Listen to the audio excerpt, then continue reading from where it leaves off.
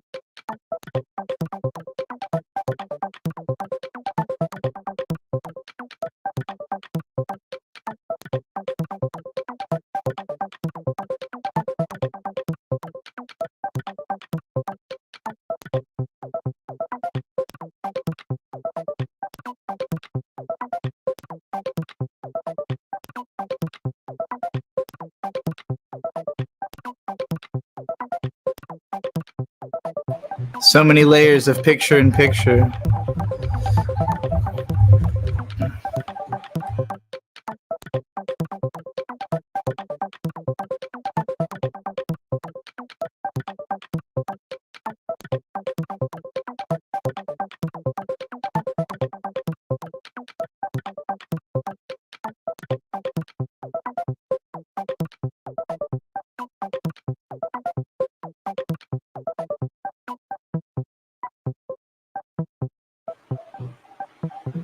That's right. Today is the day we finish this motherfucking Jujutsu Kaisen versus Evangelion edit.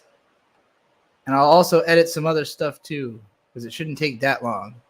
That said, last night, anyone who was watching last night and remembers how at the very end of the stream, I was on archive downloading Evangelion. And I started like a bunch of downloads under the thought that I would be leaving these downloads going while I go to bed. And then unthinkingly, the second the stream was over, I turned off my computer. So none of those downloads are there. So we got to go find them again, download all the episodes episodes and movies I did not manage to actually download last night, because I am a damn fool. And meanwhile, we'll also be playing some of these videos.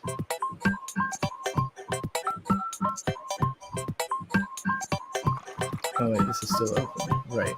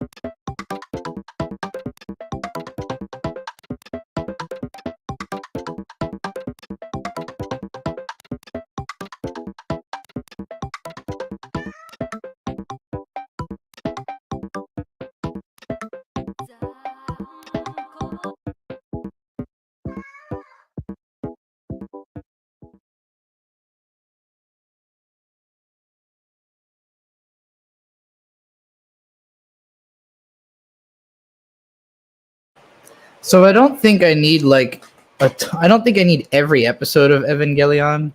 I think if I have just some episodes of the show and most importantly End of Ava, that's the thing I need footage from the most, and then having the rebuilds will pretty much fill in anything else I could need, because I don't talk about anything that specifically in the Ava portion of this video. I'm very vague, but I definitely need like both the big, I need parts from the beginning, middle, and end, and I have all of that. So that's what matters the most. So as long as I can download the movies, I think, and then handbrake them, we'll be able to finish this edit. I already have a bunch of episodes of the show. I don't think I need the rest of the episodes. I failed all these downloads like a fool. But it is what it is. Somebody having the sneezes out there.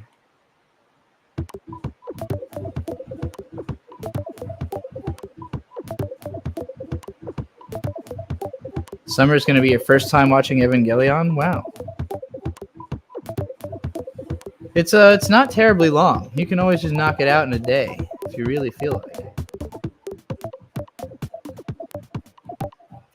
My husband, Bird, he does not like the TV show at all. He has gone so far as to call it one of the worst TV shows he's ever seen. But he liked the Rebuild movies. I would consider the Rebuilds a sort of a sequel, but it's more like a reboot-quel. You can kind of take it either or. I would say, if I would tell everybody, watch the TV show first, and if you get through episode 4 of the show and you hate it, go watch the movies instead. Go watch Rebuild instead. If you get to episode 4 and you love it, watch the whole show.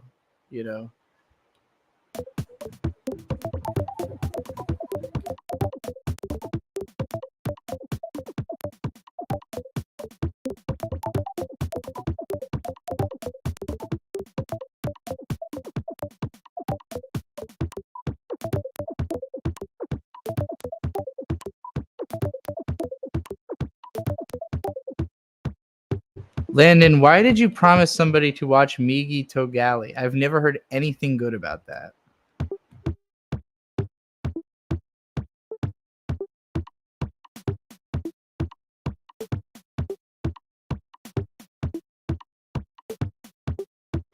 All right, well, I can't edit. If I can't edit the Ava video until I download all this Ava footage, then I'll have to edit something else, unless somebody wants to pay me to do something different, but I doubt it. Nobody's really here.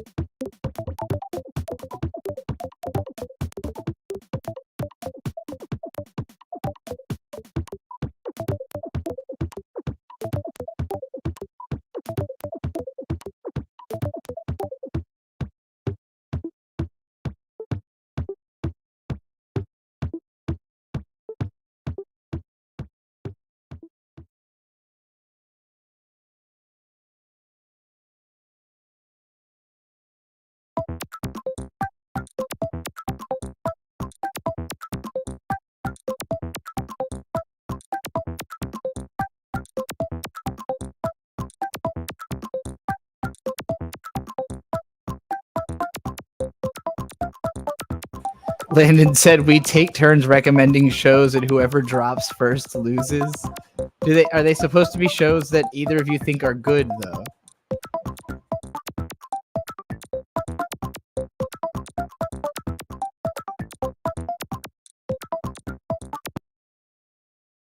Okay, the Pigham Hall music seems to be scaring viewers away.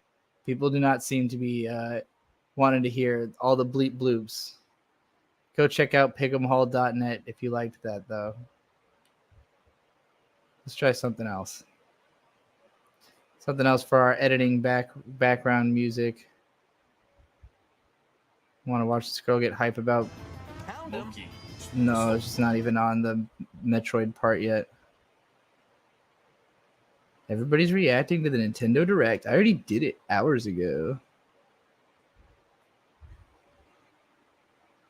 Ooh.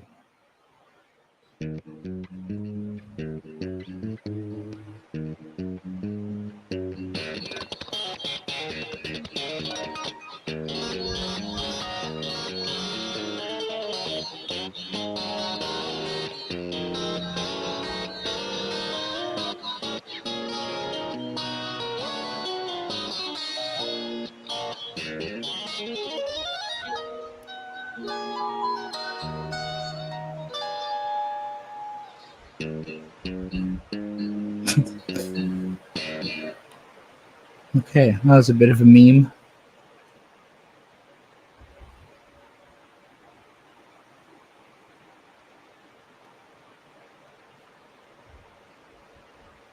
Oh, this is going to be fucking hilarious to listen to later.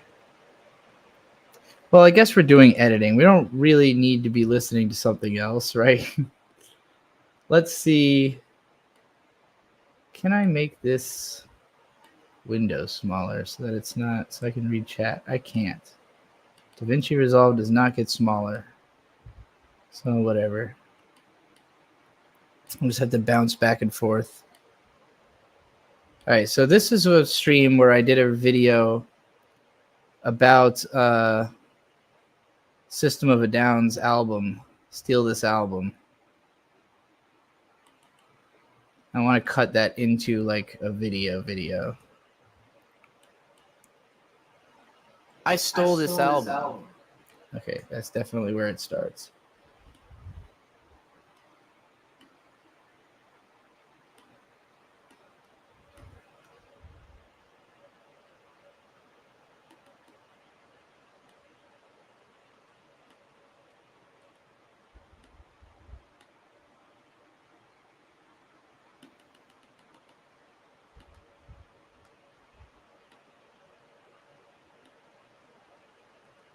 I stole this album. Steal this album. But I didn't steal this album, as in I didn't go to the store and pick this CD up off the shelf and go home and listen to it, because I already knew these songs. I think I'm gonna have to switch over to headphones because I'm too far away from the speaker.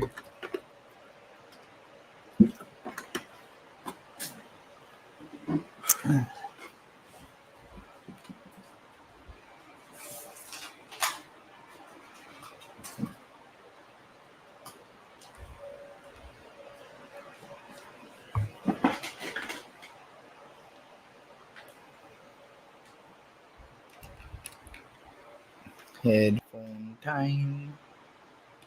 Of course, this means we're going to have to restart everything. Wait, maybe not in here, because I think I changed the default. Yeah, okay, that works. But for y'all, I'll have to change it.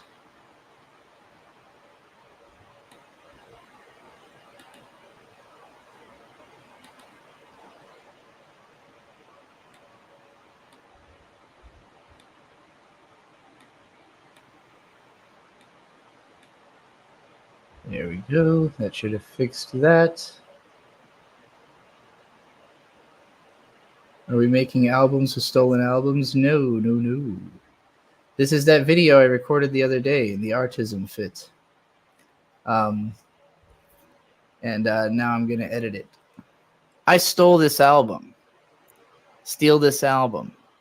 But I didn't steal this album, as in I didn't go to the store and pick this CD up off the shelf and go home and listen to it, because I already knew these songs. I already had stolen this album.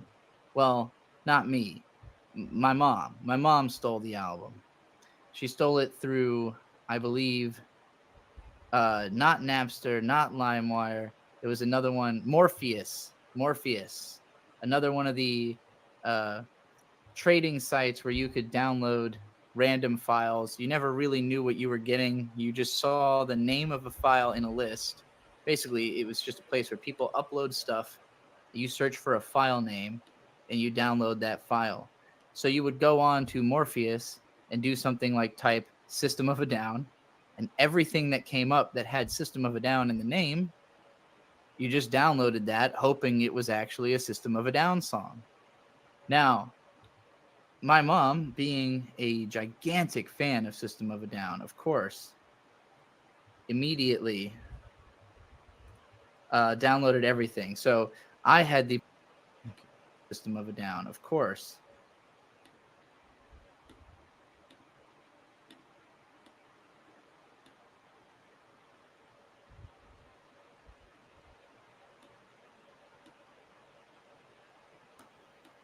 Of a Down, of course. Downloaded everything. So I had the perspective, for instance, that this was a System of a Down cover of a Legend of Zelda song. Link, here come to town, come to save the Princess Zelda. Got it put away, now the children go. Now, if you really know Serge's voice, you know that doesn't really sound like Serge Tankian that much. It's funny to say so, but this was just like some other internet creator who made this song, and it was misattributed to Serge by people who uploaded it to these sites. But again, if you didn't know, there wasn't Wikipedia. There was no information about what songs are real or not on these albums you're listening to. So there was a whole bunch of stuff out there, including every single thing that did actually feature Serge Tankian, of which there was a lot. The Head PE song Feel Good, this is still in my rotation to this day. Always been a fan. Patterns with Tony Iommi is a really good song.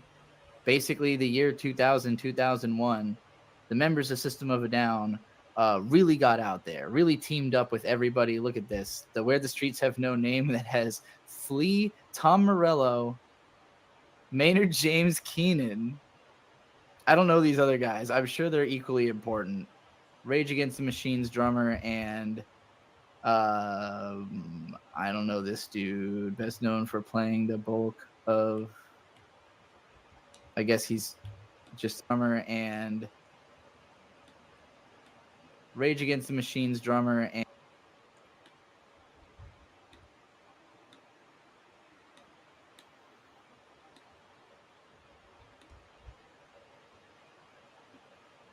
the Machine's drummer is like a guy with a guitar. Okay, whatever. Look, my point is these guys, they collaborated all over the place.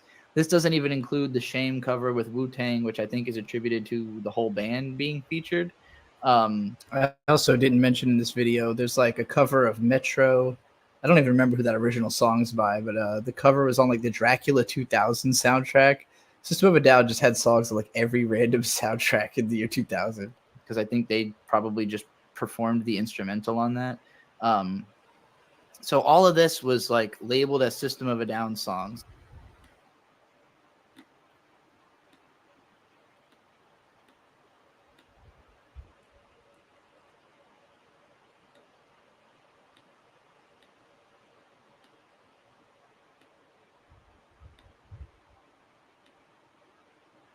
So all of this was like labeled as System of a Down songs, including this massive leak of songs that didn't make it onto Toxicity.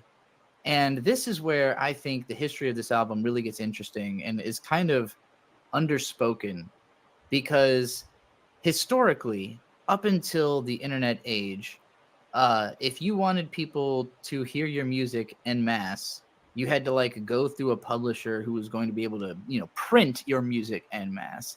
And there's a limited amount that they can like reasonably print. Like if you're trying to make a double, a triple album or whatever, the cost just goes up doubly. You have to be like a significant artist to be able to pull that off. And System of a Down was becoming a significant artist. The album Toxicity made them a significant enough artist that they literally did a double album not long afterwards in the form of Hypnotized, Mesmerized. Now, granted, they ended up splitting it up and releasing it as two separate releases because they knew that would make a lot more money than actually releasing it as a double album, which would have costed a lot. It's not the best business decision, especially when we were entering the digital age where people are downloading stuff en masse, and especially bands like System of a Down.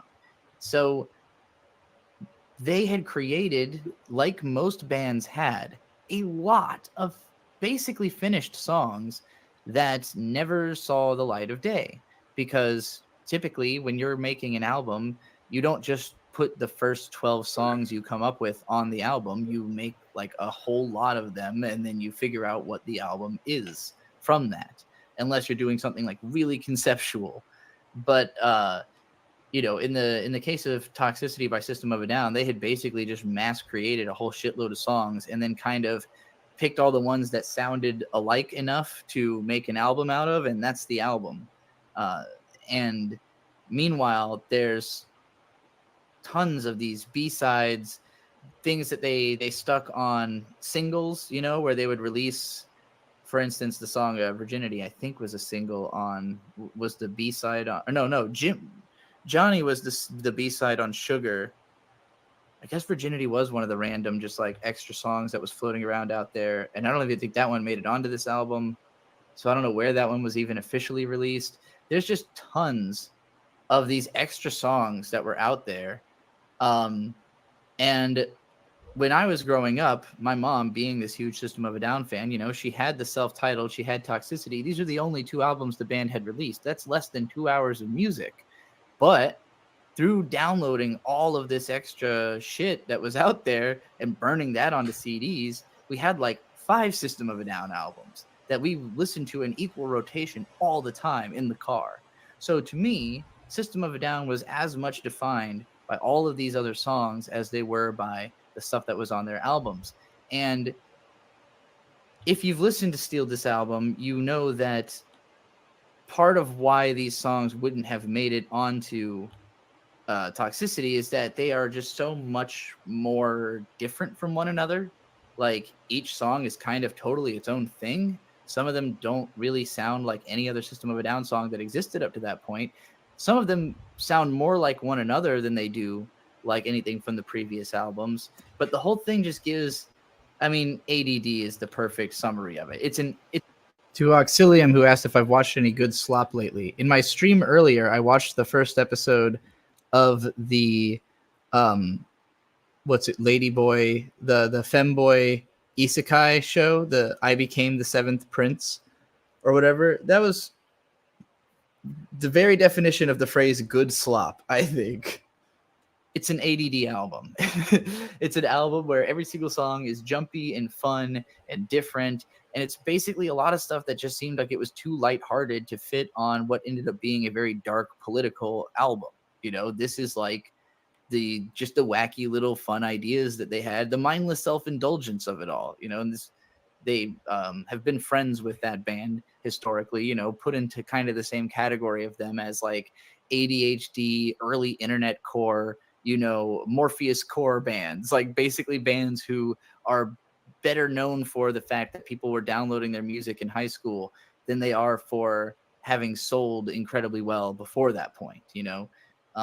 But after that, when their next album came out, you know, each of these bands was able to sell way more than before because they've grown their audience on the base of all this.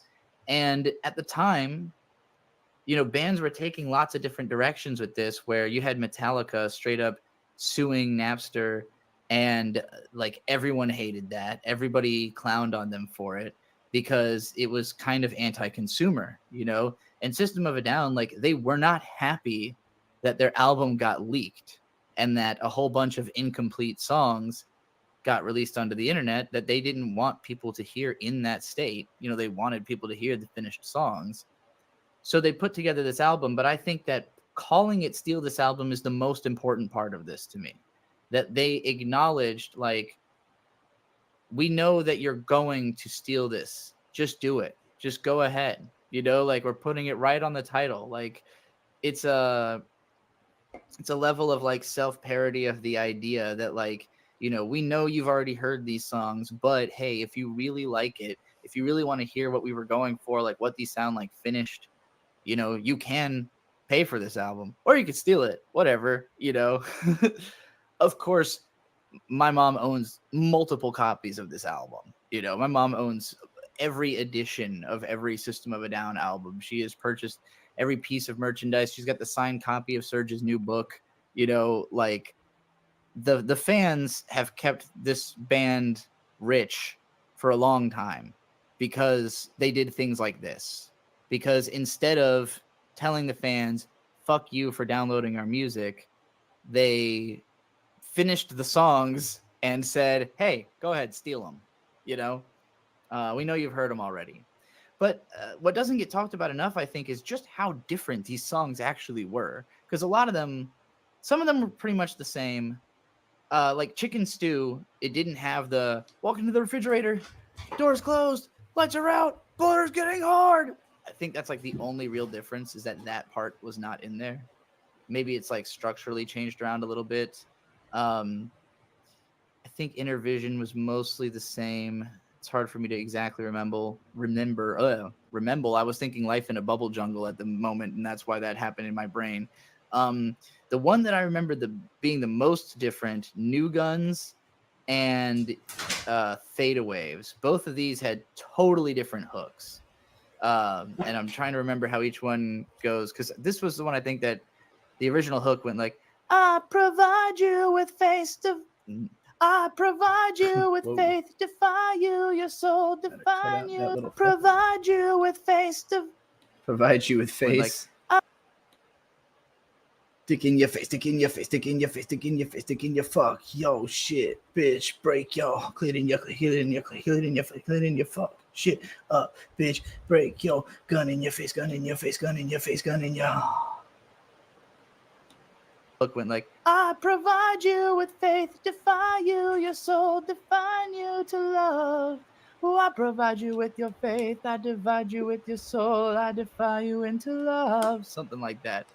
And it changed into, what have we said? Wasn't it that bad? And so for me, because I knew the original version of the song by heart, I would sing that over this hook, because in System of a Down songs, especially after this point, they did a lot of one hook underneath the other, you know, one kind of fast talking one under one soaring hook. And so it felt natural to literally like do the one hook underneath the other hook, you know, and it's just a fun way. It was a whole other layer to this album that I had because I knew these songs already. Theta Waves, I think, the original hook for Theta Waves was, is there waiting for you? Is there waiting for, waiting for you? And it became like, now rise has been found. Time feels like a midnight ride. Finality waits outside. Weeping in perplexity's arms, caressing our smiles inside. Before I knew all those lyrics, you know, I was singing over that, waiting for you, waiting for you, waiting for you, which goes along with the... So basically, I think a lot of the temporary hooks were just like written to match whatever the guitars were doing, you know, and then like the final versions of songs usually like tried to come up with another melody over top of that, you know, to create something a little bit more complicated and less just like you know, straightforward. Complicated and less just like Actually, I kind of like that gap because it's funny. Straightforward. So yeah, like ultimately there weren't, as long as we cut out the so yeah, I think it hits better. It's fine to have a long awkward pause as long as it rolls right into the next thing.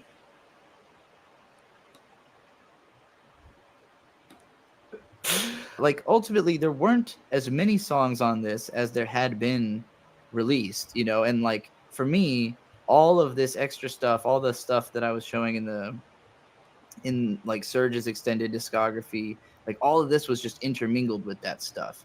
So to me, you know, Feel Good or these other songs, Streamline, like some of these also had just been released in obscure places. Like Streamline, I think was originally on the Scorpion King soundtrack. So like it didn't change at all, you know, between the different versions. It was just like, here, this song, you probably haven't heard it because who in the fuck bought the Scorpion King soundtrack? A song that didn't appear on here, they had a song on the what the fuck is it called? Like House on the Hill remake uh soundtrack. Like I know there's other unreleased System of a Down songs or like obscure System of a Down songs that I had in those burned CDs that never made it onto this album. So like in a way, this album's also kind of a smokescreen because if you just took it for granted that like all of the, all of the unreleased or obscure songs have been collected into this one place, it's like, nah, these are the ones they wanted you to hear. They had plenty of others that, maybe they didn't let see the light of day beyond their original leaks. But yeah, I think Steal This Album is fantastic. There's some people who don't really like this album, who kind of look down on it because of the fact that it's not as like metal, it's not as concentrated, it's not it's just not Toxicity basically. And that's exactly what I love about it. Like this era to me is what made this band so lovable because it showed so much range.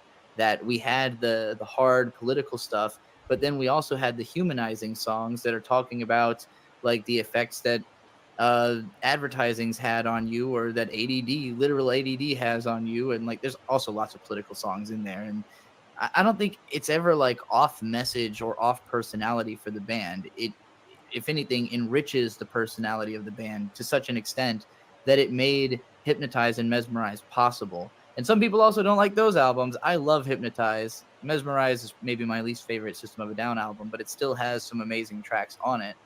And I I just think that I'm very glad that System of a Down escaped from being just like a heavy metal band.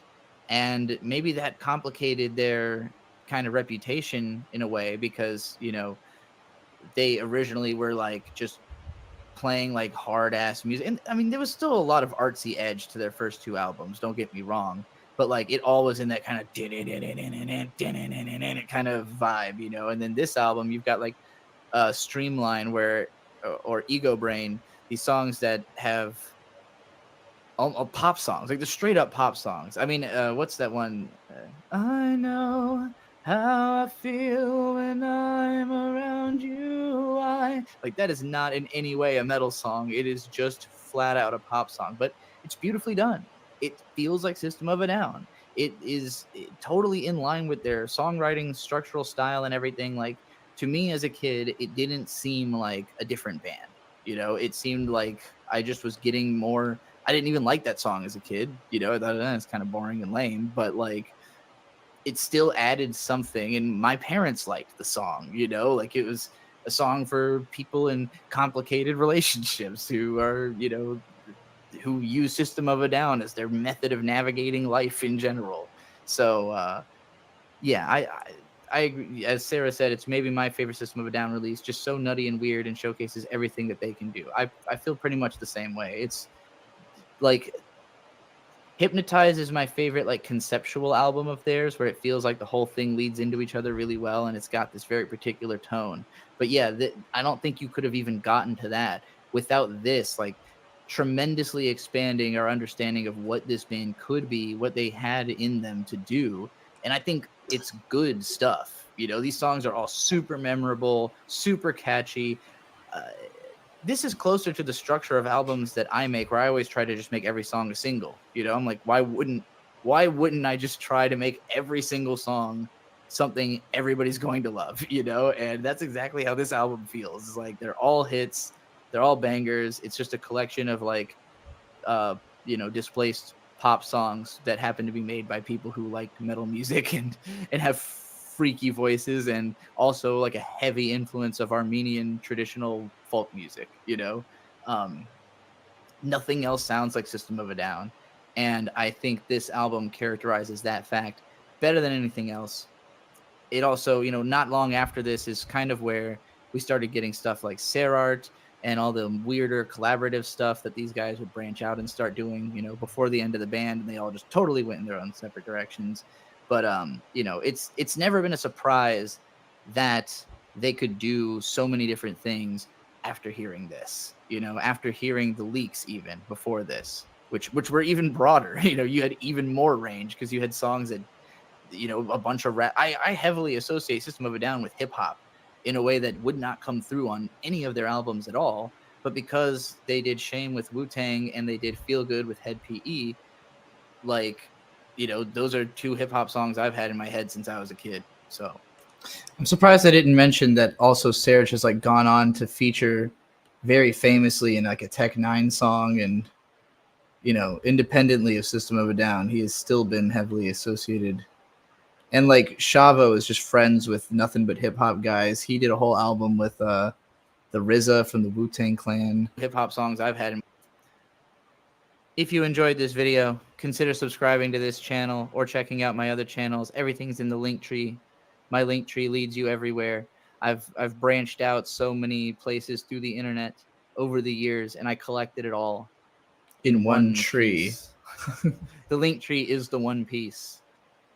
And also send me money. Okay, that's the end of that video. Cool. All right, gang. Now we've got a System of a Down video.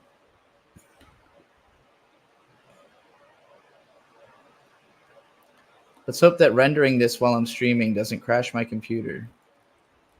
If I suddenly go down, I want you to know that it's because my computer might not be able to handle what it's about to do. I might need to bring the fan closer. It's quite warm out here in this garage. And the computer's already hot from downloading and streaming at the same time. So we're running a real risk factor here if we start. I dare not start the handbrake at the same time. But we were able to handle handbrake, so maybe we'll be able to handle. It's pretty much the same level of like output. All right, let's go. See how long it takes. It's going pretty well. Maybe because it was already a YouTube video, it's probably already like very low. Like it's probably already been compressed a lot. So yeah, this isn't gonna have any problems. It's going super smooth. Ugh. My fucking neck isn't going super smooth though. Jesus.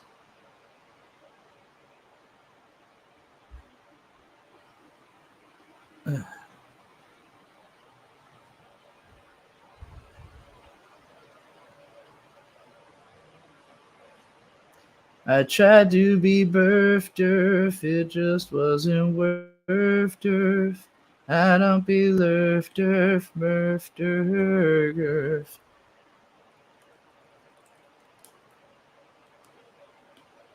All right, now I have to create a thumbnail.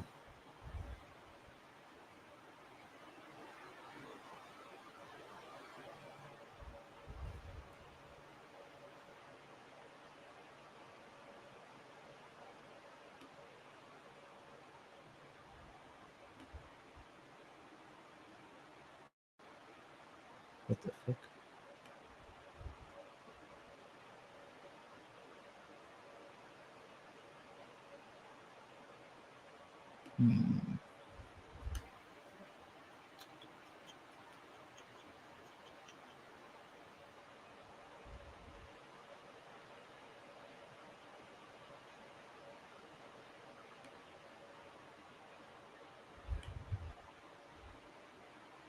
No, I don't want the video. No, I'll get copyrighted. Just give me the image. This is an image search, isn't it? Okay.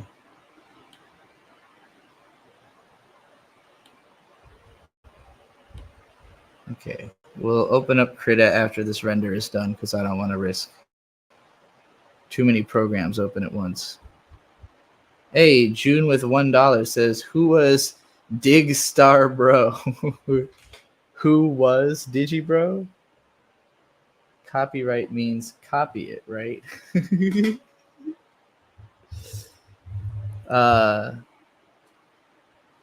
Digibro is like a bearded hobo that somehow lived perpetually in a room. Like a roomed homeless. If you could somehow, I'm like a homeless. Digibro is like a roomed homeless. who liked to talk about anime. Didn't seem to like watching it much, but liked talking about it, that's for sure.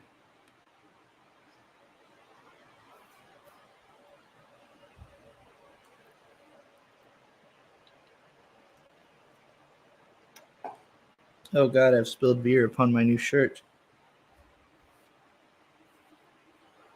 It's like ashes all over my brand new clothes, but instead it's beer on my new shirt. Beer on my new shirt. I actually bought this shirt because I thought it was a tank top. It was rolled up and it was next to the tank tops. It looked like the tank tops, but it was in fact a shirt.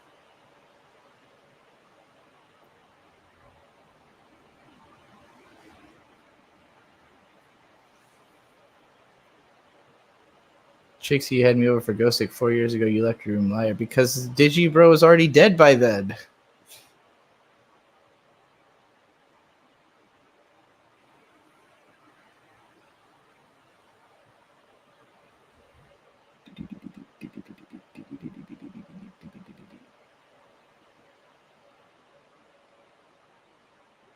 A shirt without a beer stain is like an angel without its wings. It's true.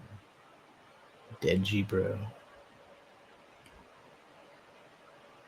I wish I had known that Digibro was such good branding at the time. You know, people really have not been able to get that name out of their head. I would have sold a lot more stuff with that name on it if I had realized that people cared about that branding so goddamn much. I always just thought it made me sound like a Digimon fan, which I'm not. Not really at all.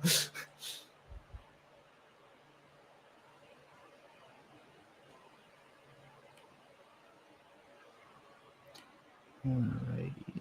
The render worked. Now we begin the upload. I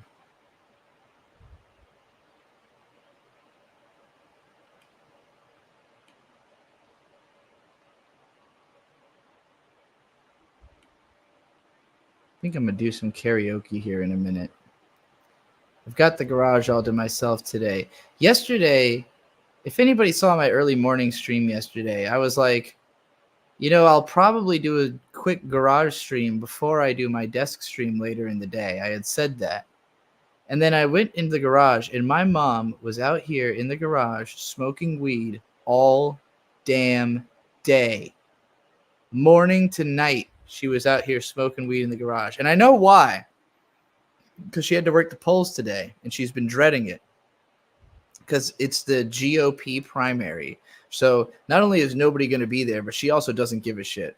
So it's brutal. It's a brutal thing to have to do just because she's a poll worker. You know, she has to do a poll worker.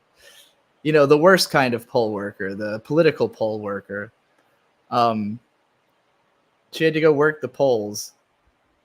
And so she spent all of yesterday getting as high as humanly fucking possible in preparation, I guess. She said she was trying to knock herself out because she knew she'd have to be up early. I hope it worked. She's probably just groggy and bored. You know, whatever. So that's why I didn't live stream in the garage yesterday. So my mom was out here smoking weed forever. For literal eternity, for all of life. Okay, let's go see if we could find the Steal This Album font. Steal this font. Will do.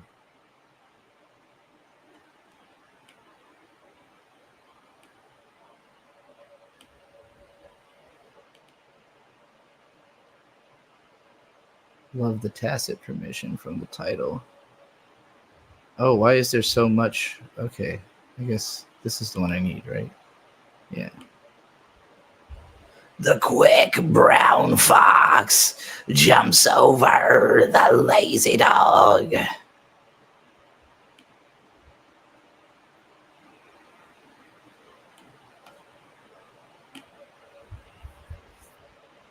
June with $1 says thoughts on the medium of fashion.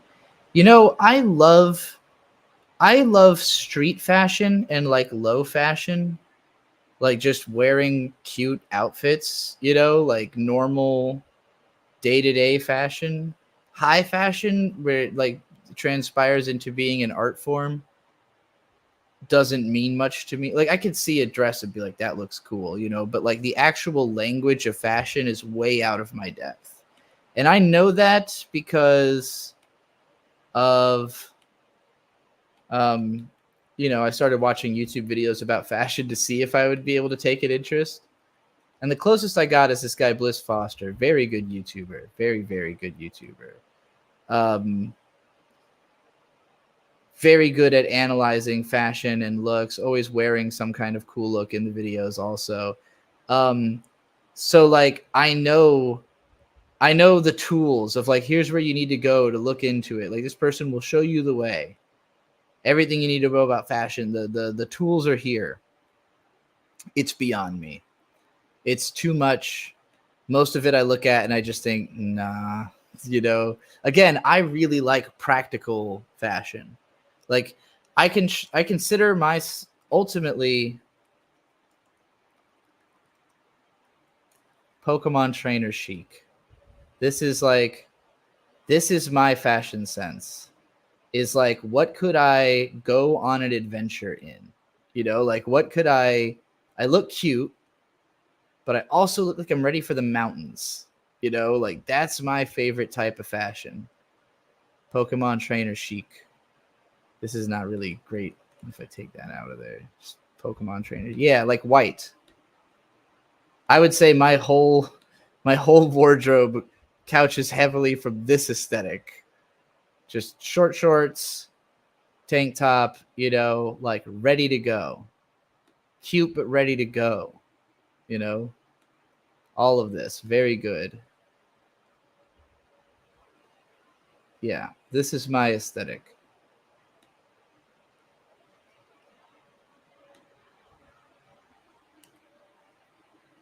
Landon is screaming about moist, creamy butthole for some reason. Landon, stop gooning during the live stream. If you looked exactly like Hex Maniac, you'd have no complaints in life. Yeah, she cute. I think I'm more like going for the swimmer, Pokemon swimmer bod. Just, you know, generically a hot chick. That's what I would like to look like. All right. Let's fucking steal this album. Now, what I want to claim, because I feel like a thumbnail needs a great claim,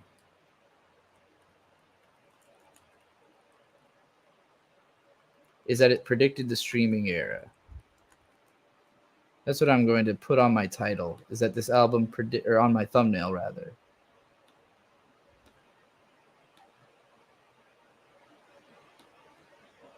Because it basically, you know, the whole argument I'm making is sort of like it's now normal to just drop 100 songs or whatever, as opposed to, you know, crafting an album specifically. No issues were found with Steal This Album, and it can now be published. Great. I'm not done editing the thumbnail. We need Steal This Font. Do I have to restart the program for it to show up? We'll find out shortly. Looks like a yes. Okay. Let's just save everything real quick. And reopen it.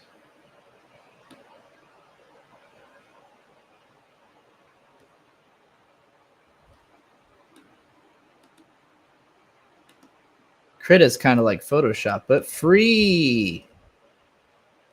In case anybody doesn't know this program.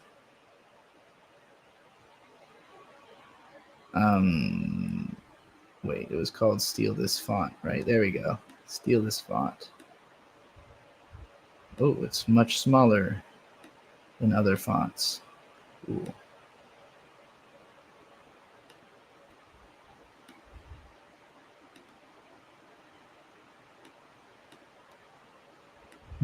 Why does the word "the" look so close to the word "predicted"? Are there just no space, like no real spaces in this font? Maybe Tab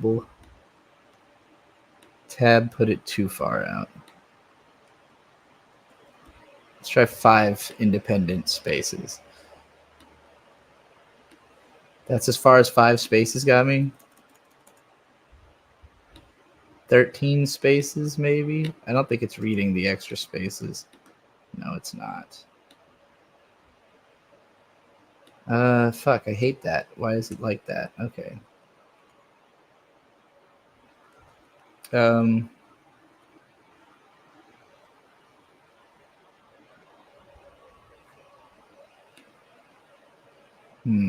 Maybe this isn't the right. This is also feels like too much text.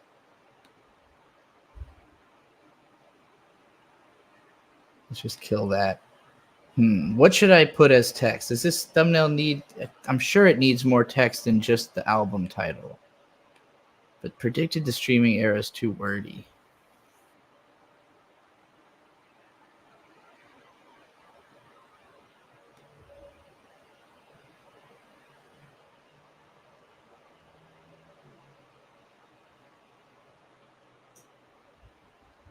What does gooning mean, Trixie? Look it up, Landon. You got the internet. Okay. What do I want?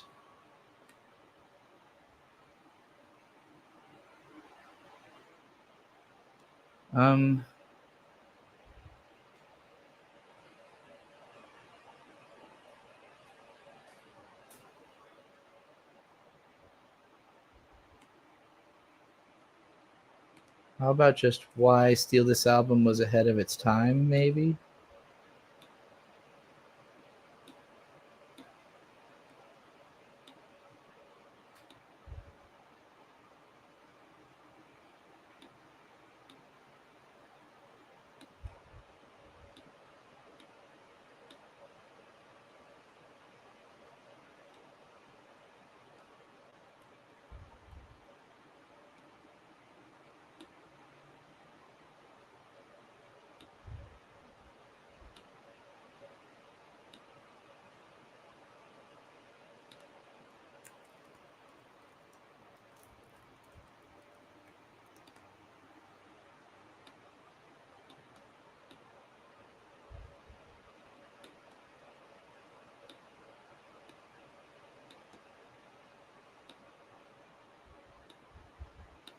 Again, I run into the problem of the...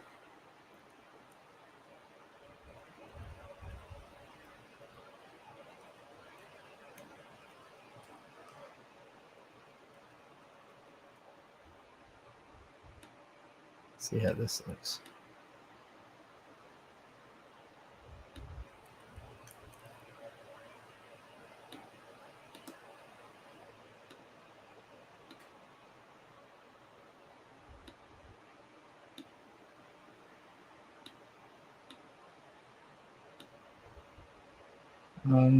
Okay, this kind of works.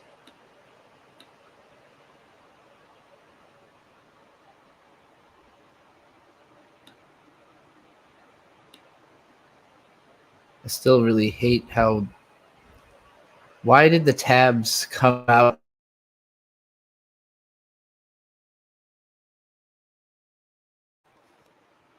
Oh wait, it's not reading as a tab over here. Yeah, okay, well... That doesn't... I no comprehend. Maybe this will help. I mean...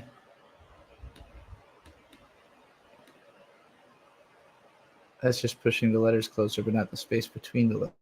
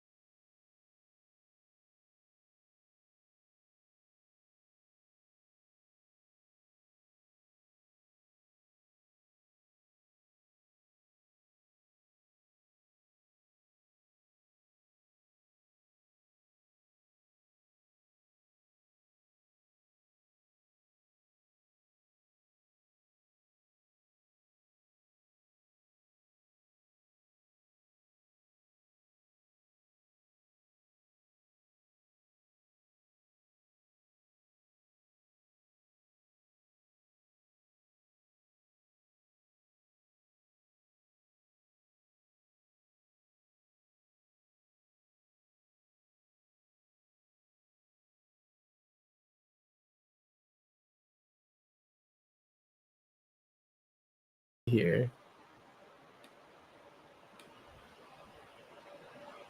I couldn't even see the chat. The whole thing was gone. I just, I had... Amazing. Thank you for letting me know. Will do. Okay, I love you.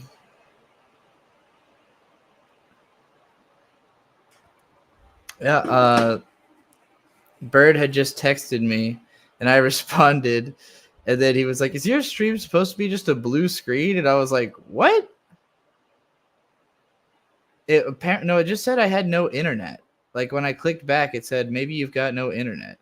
So I don't know why that happened at all. I literally have no idea what caused that. I've just been entering in all this information on YouTube. So I wasn't doing anything interesting. That's why I was so distracted. But I got to go pee, and I got to find something for Bird real quick. So let me put something on for y'all to watch, I guess.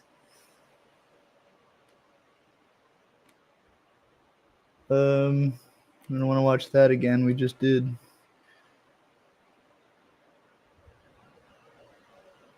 How gold miners ate in the Wild West. Today I'm filming from the old mining town of Cerro Gordo near Death Valley in California. Now back in the day, this was a rough place, your quintessential Old West town. A disagreeable burg full of stout, warm-hearted, go-ahead men who were tearing fortunes out of the bowels of the earth. So naturally my question is, what did these bowel-tearing men like to eat? Well, one popular meal was biscuits and gravy, which I'm making using a recipe from 1881. So thank you to Trade Coffee for sponsoring this video as we eat like an Old West miner, this time on Tasting History.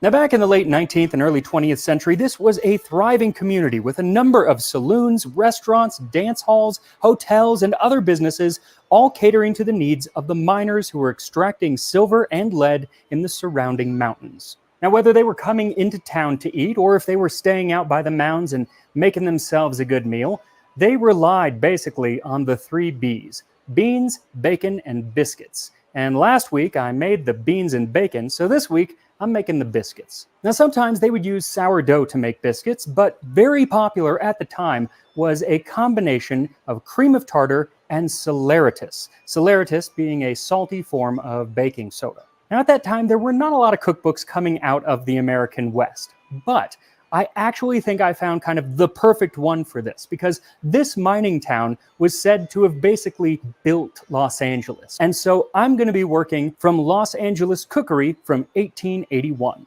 Cream of tartar biscuits, Mrs. Milliken. 1 quart of flour, 3 heaping teaspoonfuls of pure cream of tartar, a piece of butter 2/3 the size of an egg, well worked in flour, 1 heaping teaspoonful of Babbitt's Saleratus dissolved in sweet milk. Make the dough as soft as can be kneaded conveniently, roll a 1/2 inch thick, cut in biscuits, and bake in a quick oven.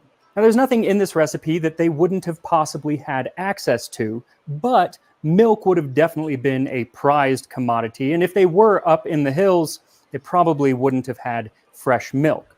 But they would have had access to evaporated milk. It was a fairly new invention from the 1850s by Gail Borden. You can use it basically just like milk, though you can add a little bit of water if you want, and you could even use it in your coffee, like the coffee that I'm making from today's sponsor, Trade. Trade is a coffee subscription service that helps you make better coffee at home, or in my case, at a ghost town that you happen to be traveling to.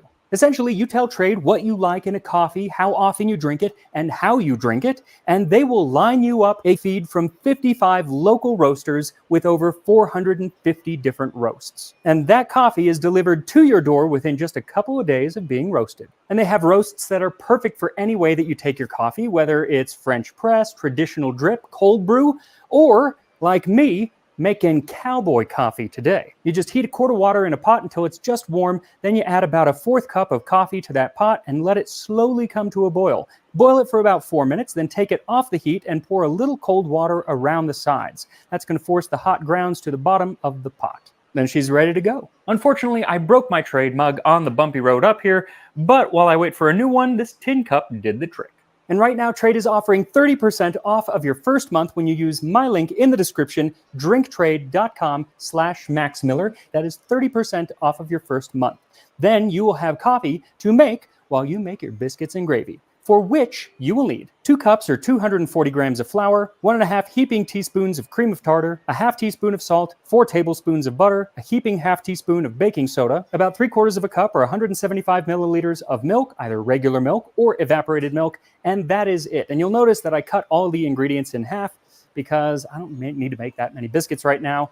This will still make about a dozen. So first, whisk the cream of tartar and salt into the flour, and then add the butter in little pieces and work it into the flour with your fingers. You want to leave some nice big pieces in there though. Then stir the baking soda into the milk and pour it into the flour mixture. I honestly don't know why she mixes it into the milk rather than just putting it with the flour, which is what it would usually be done today, but I don't care. It is way warmer in this garage than it is out there in the house, I must say. I'll be quite excited to move into the office later.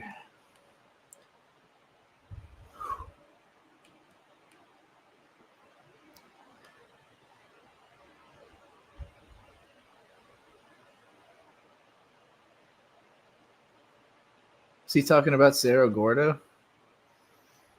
That's neat. Landon, your grandma asking you when you're having a kid. That's hilarious.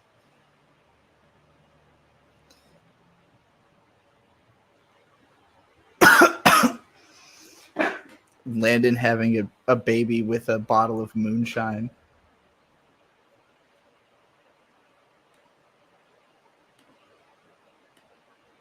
All right. Or with fucking Pomni. Why is this video language selector not functioning? What the fuck is going on here? Okay, I guess the video doesn't have a language then. Fuck it. Now this is about music, but it is not in itself music. So would it be more appropriate to mark this as entertainment? Is this a music type content or a entertainment type content? I'm thinking probably entertainment, right? I don't really know how this works. No, probably music. We'll say music. Music makes the people. I don't know. I don't know what's the appropriate way to categorize this content. It's about music, but it isn't itself music.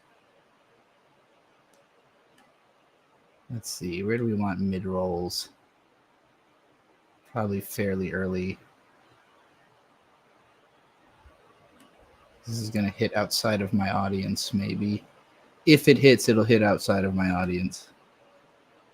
That is to say. YouTube is being a stupid bitch right now, it seems. So I guess I'll just put them randomly and hope for the best.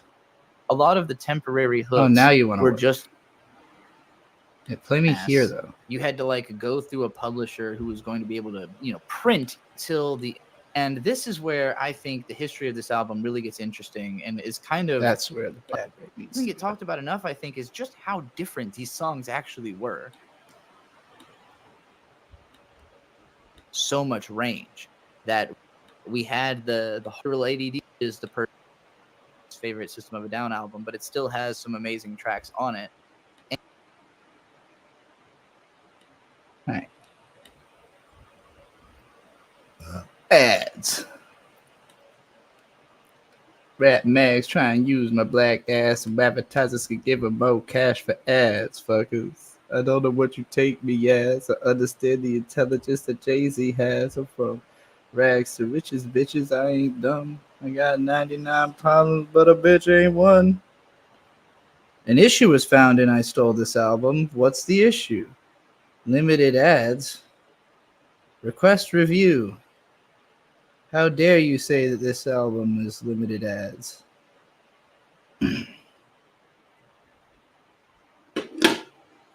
Maybe this album's going to have limited ads. Maybe it's because I talk about stealing, maybe? Is the stealing aspect Too edgy for the advertisers, maybe? Hard to say. Yeah, well, geez, what's the last video I even did that had an end screen? Whatever, we'll just do every YouTube featuring the Golden Witch and the channel. No, the subscribe link. There we go.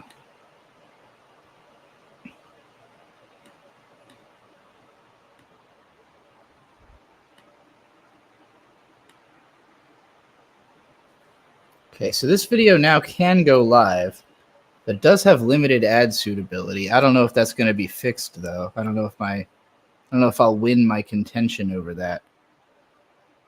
And if I don't know if I care to wait to find out. What do y'all think? Should I just publish it right the heck now while I'm live?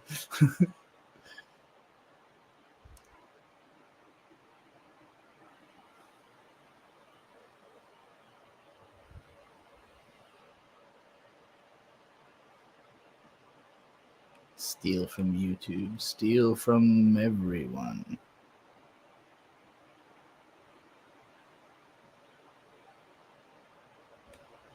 Yeah, fuck it. I'm just going to release it.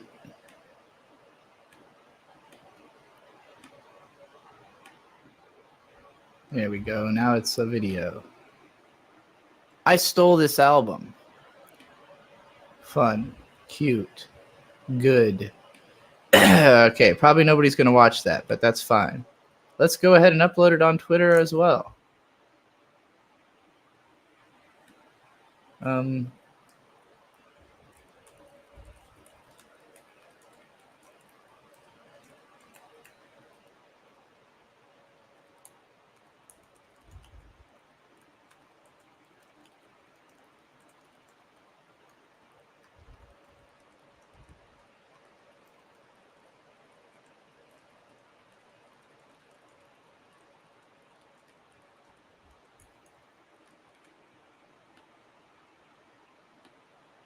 All right.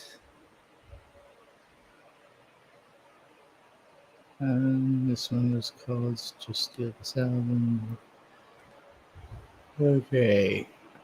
Wow, that's uploading surprisingly fast. Usually Twitter uploads take forever, but I guess this is a pretty low, not that big of a file. Bitrate. Well, when's the best time to publish it would just be either before or after it's been affirmed for monetization, but we don't know if that will actually happen. So I'm just going for it. I don't give a shit. In terms of time of day, it really doesn't matter for my channel at all. My audience is super global. Why do I have so many notifications? Oh, it's more Rippa fans. Block. An allegedly self-proclaimed pedophile.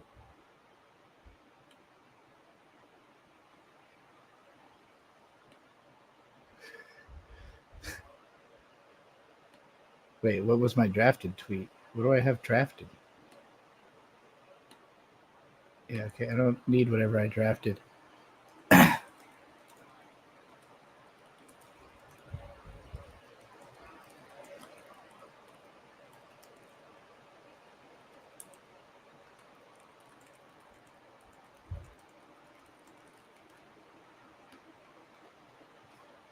Fucking moron.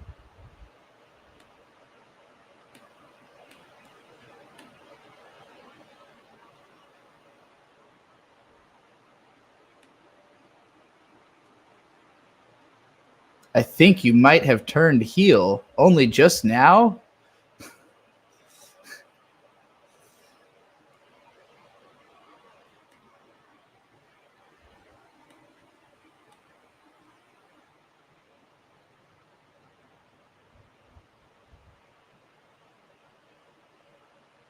What more could I even say on Astro Scores? You'll find out.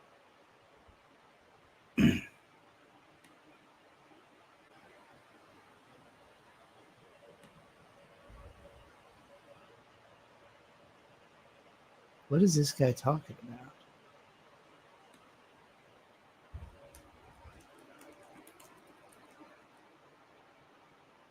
Wait, who is he talking about? Oh, he must be. I think they're trying to say because Frog Tony said I made it in here, this person is trying to insult me and while also saying I have more subs than Frog Tony. But they're not. Frog Tony's not saying I made it like I made it into the world. He's saying I made it into a Rippaverse post. Like,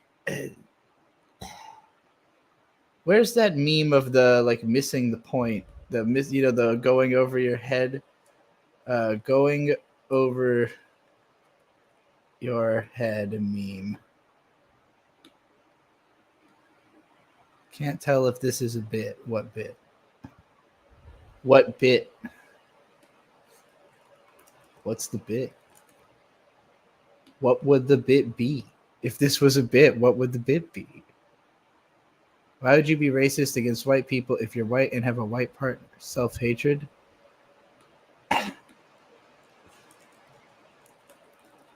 I'm not white, I'm sunburnt.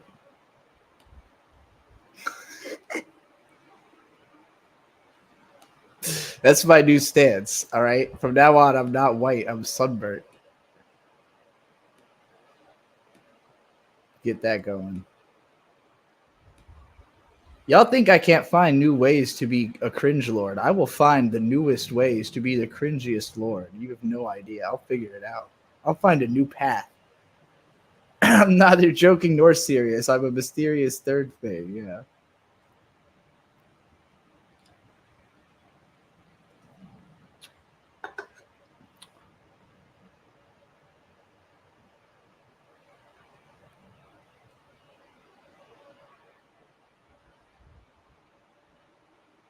Yeah, that did appear to be one of those people who role plays as a Japanese person.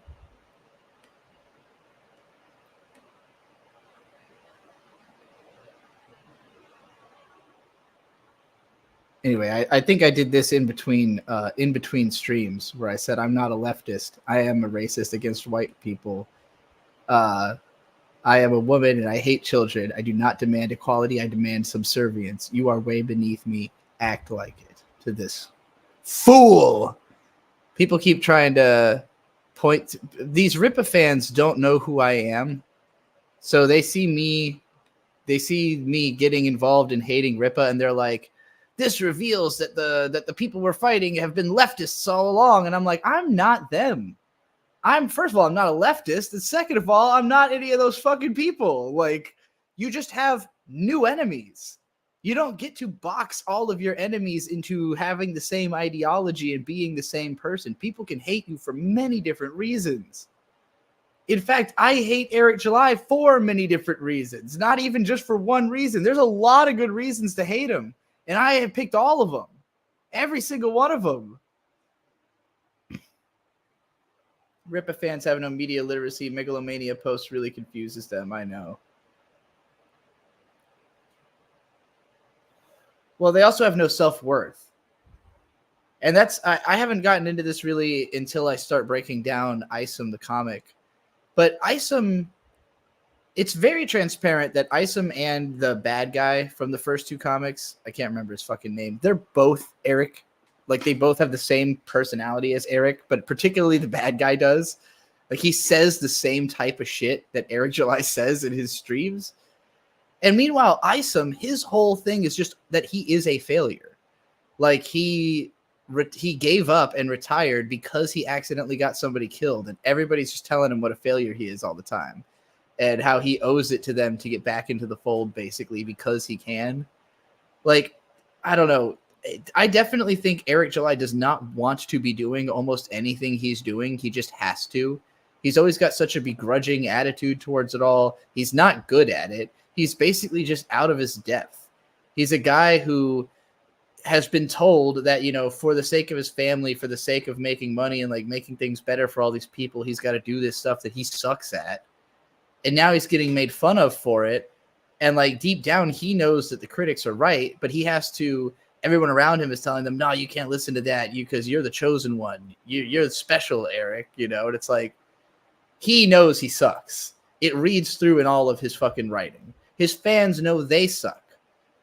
It reads through in all of their writing. They just won't admit it. That's the sad part.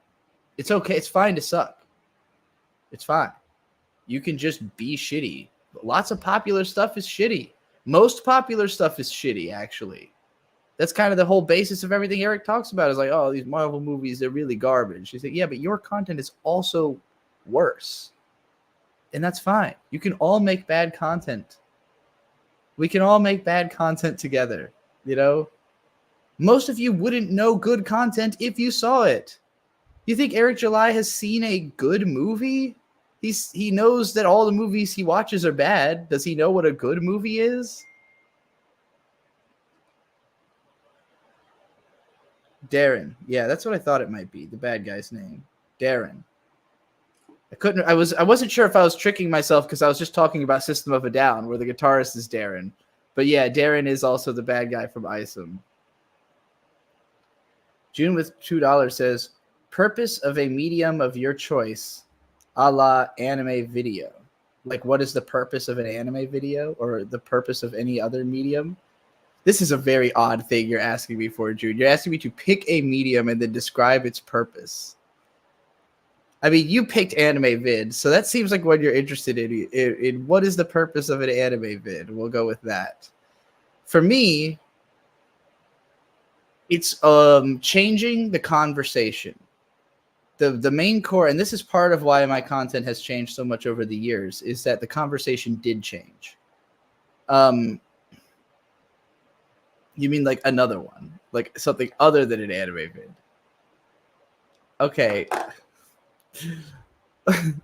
So that's an example of a medium, but you're looking for me to break down another medium. You liked the anime vid. You mean my video about what is the purpose of anime? Okay. Okay, you're saying my video, you liked my video about anime. And you're about what the purpose of anime is, and you're looking for another one like that. I get that.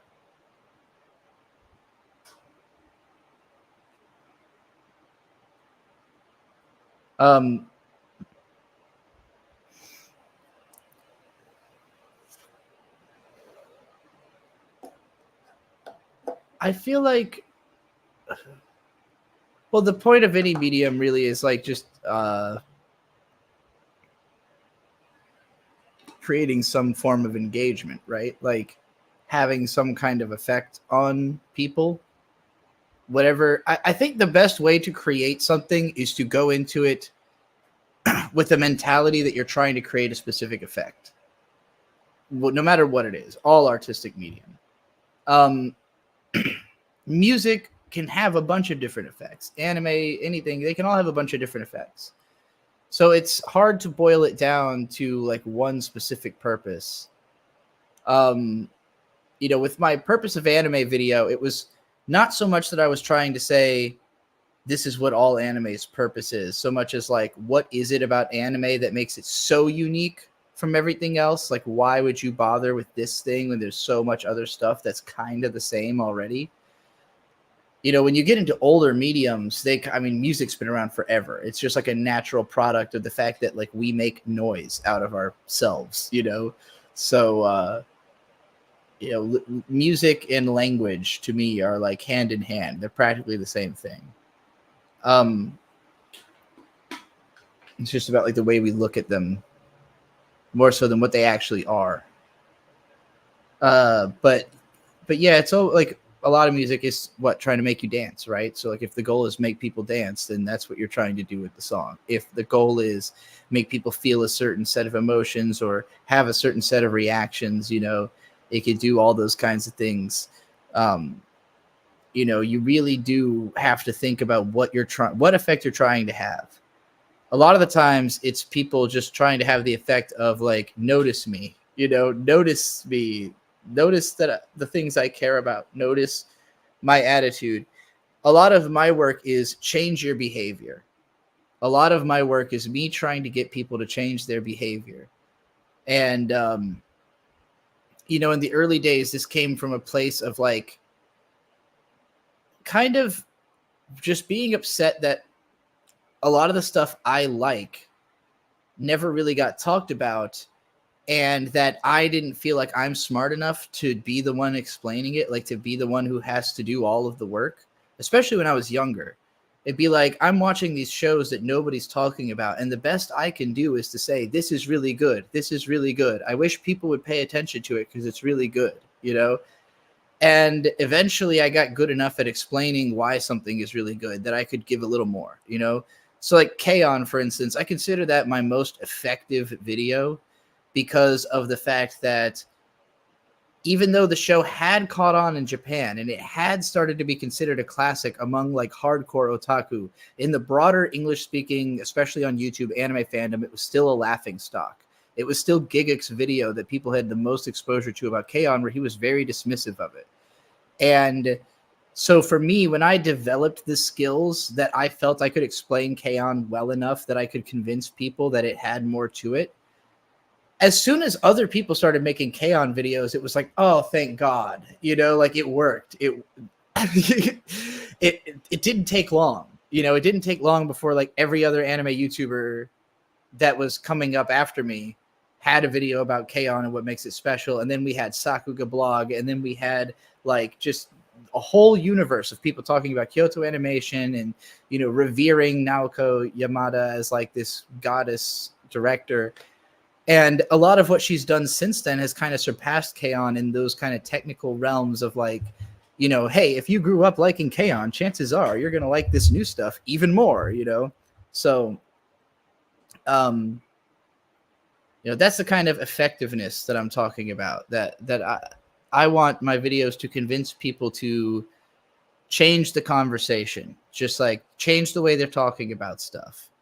And that can be really vague, and it can be really difficult to like pin down to one thing.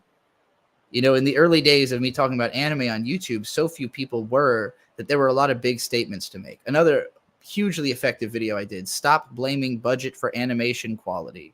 And that's another one where I was just kind of amplifying stuff that people were already saying who knew a little bit more than I did. But, you know, I was taking that and making it more of a mainstream take so that more people would keep saying that. Until now, you can't really open your mouth and say budget animation quality without somebody being like, actually, you know. You do not have me to thank for the Brazil mention meme with Yui in it. No, I'm sure that came from somewhere in Brazilian 4chan or something. Because again, it's not like I made K-On! Like popular. I just made it acceptable to talk about it on YouTube like it was a classic show. Because I like when I made my first ever top 10 anime video and I had that as my number one, I got like a lot of pushback from the comments that were like, K-On!, you don't know anything about anime, you know? And I was like, oh, really? It made this big video, you know? And then, you know, time kind of exonerated me.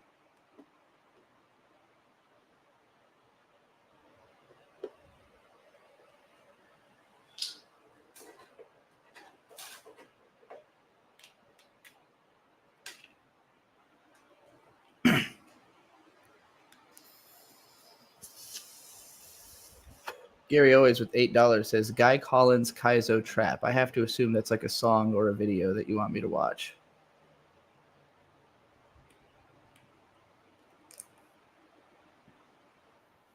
We should also probably get some... How did this happen? Wait, what the hell? I've never seen a YouTube layout look like this before. What the fuck is this about? How did I even get here? This is very strange. Okay, well. I didn't like close out of my current live stream or anything, did I? I didn't do something weird, did I? Okay. Have any of you seen this layout before? I have never seen this. Did it update? I don't know. Could just be some strange glitch. It is a new layout they're testing. Okay, well, interesting. Fascinating. I don't think I hate it. I don't know how to feel yet, though. Okay, what the hell was this video you told me to go look up? Guy Collins Kaizo Trap.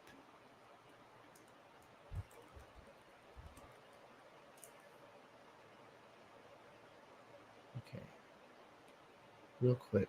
I feel like there was something I needed to click on before this a minute ago for some reason. What was I looking for?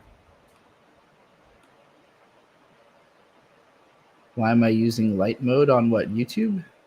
I don't know. That's just how it looks. YouTube is a white website, you know?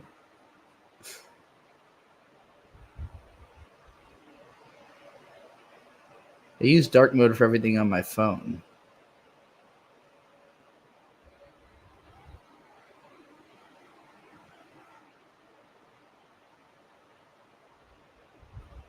Okay, whatever. Let's watch this fucking thing. Time to help people customize and save with. Oh, now at Liberty Mutual. Why is this happening? Oh, it's because I'm not on Brave. Whoops. I've been for some reason on Brave browser it does not capture audio through StreamYard. I mean, like I can play videos off of Brave, but I cannot be using Brave to stream through. It's very confusing. Okay, Bird should be home by the time this is done.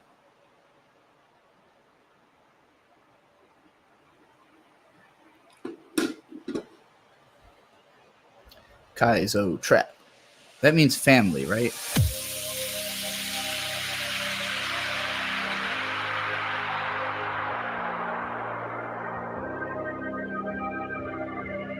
This looks like that Control-Alt-Delete comic. Loss.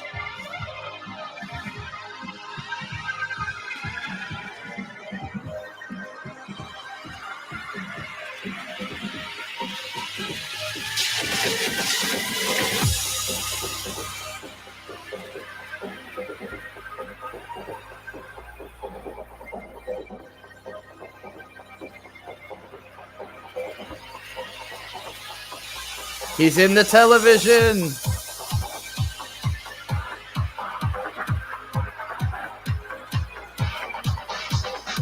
I'd run out of the room.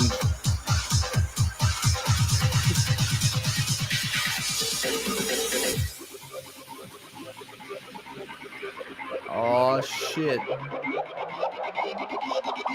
You are now entering the digital world.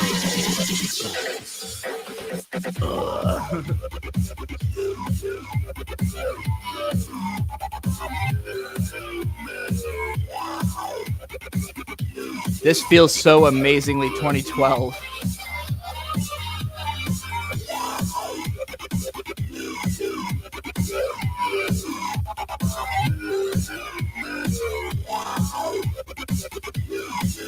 Oh, get fucked.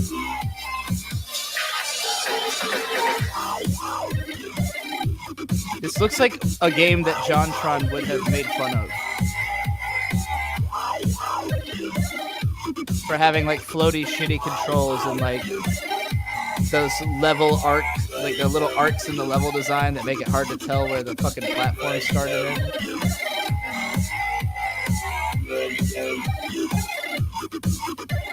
Let's go.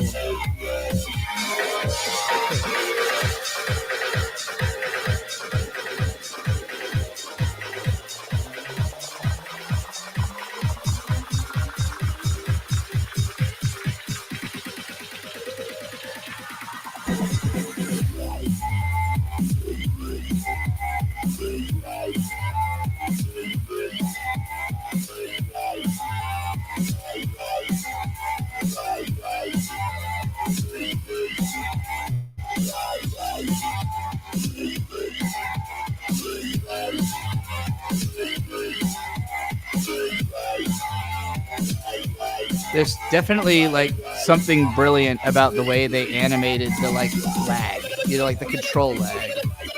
It feels like I'm watching someone play Super Meat Boy. Especially when you get all this shit involved.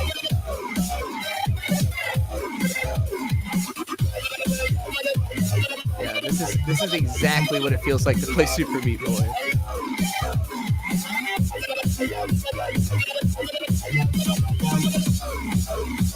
Oh, get home.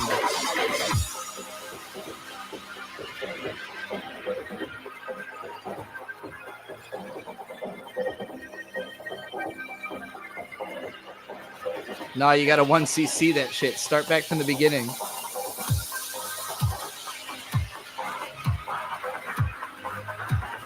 One cc. 1cc. Boo. This is not how the Japanese would do it.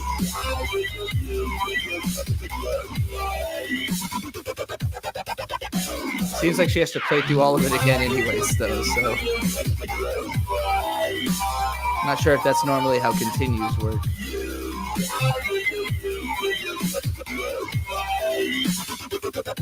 He's doing some fucking under meme shit.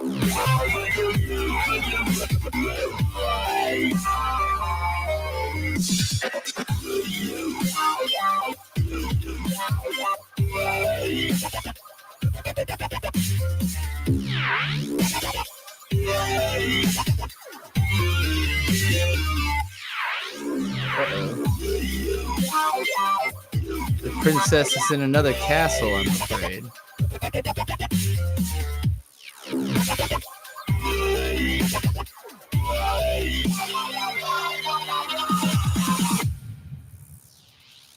Oh shit, he's all tubed up.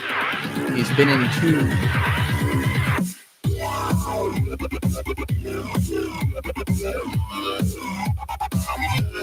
Is this like a metaphor for when your husband gets really addicted to a video game that's too hard for them, and like their pride can't recover from not being able to beat it, so you got to beat it for them, and then like pretend they did it by themselves?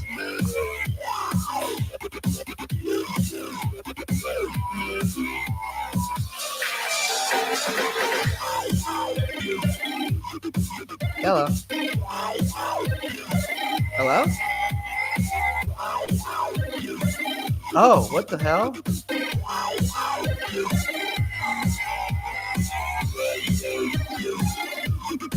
Oh, shit. Well, damn, that fucking sucks. Well, what do you gotta do? And that's it. They'll probably, I mean, I'm guessing it's not your fault.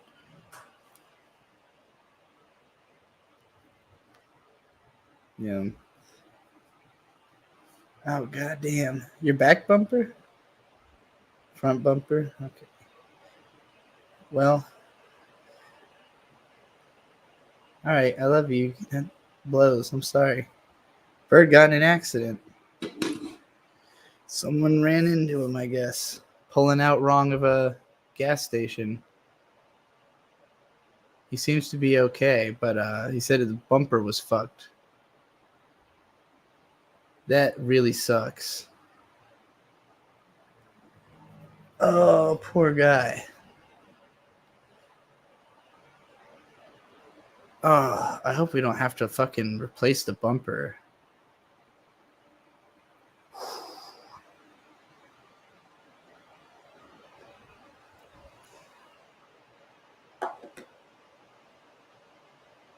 Thankfully, you can get money from them since it's their fault. Well, that's what the police have to come decide. He said they were waiting on the cops, and, you know, Bird thinks it's the guy's fault. The guy thinks it's Bird's fault. So, sounds like it's going to be a little bit of a debate for the police.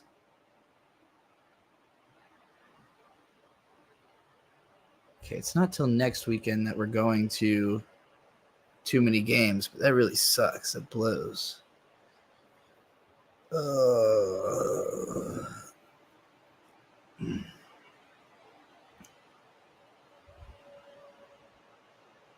Well, I guess we'll go finish that music video up.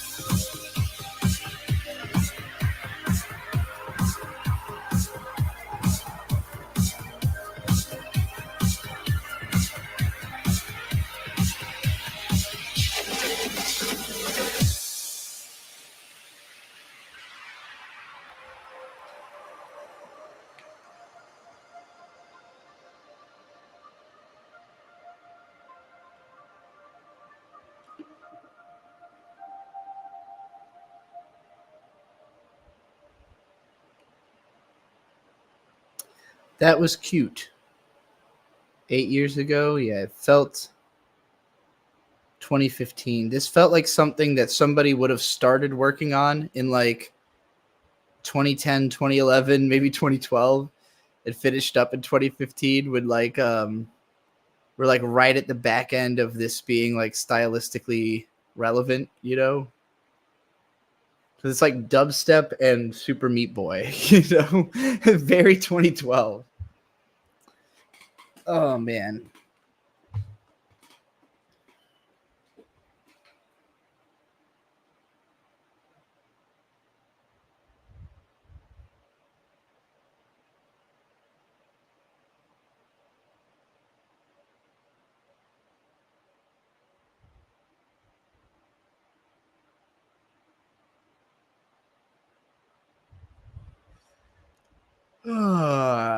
Well, I wish I could go over to where Bird is, but I don't have a car. We share a car, and my mom is running the polls at the family car today, so I'm stuck.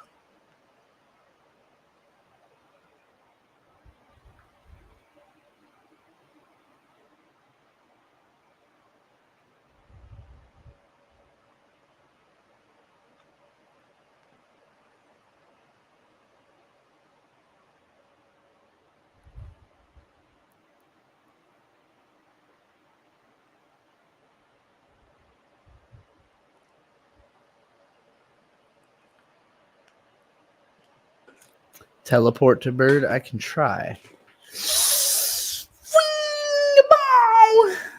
Nope. Didn't work.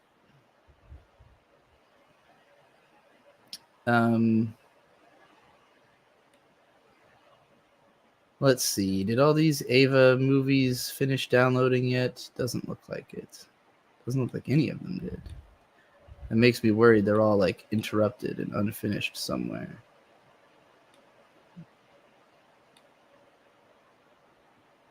Yep, they failed because of network error. 2 of them did. Well, it looks like I have End of Evangelion. That's what I wanted the most. Where did this save to? It doesn't seem to be here where it should be. Did it go to downloads? Why is there not a view in folder? There we go. Yeah, okay, they went to downloads. That's why.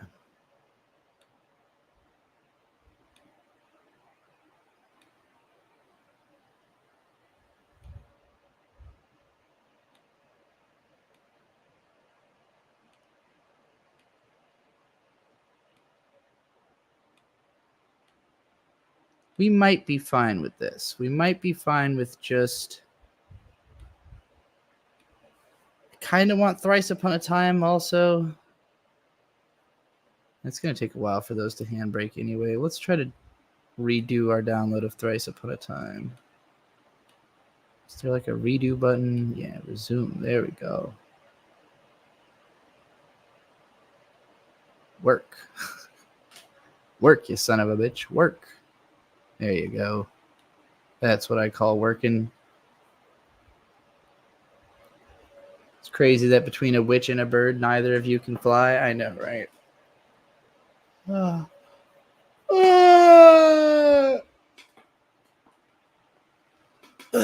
The truth is, we're more of a dog and a cat. Irrespectively. A cat and a dog, respectively.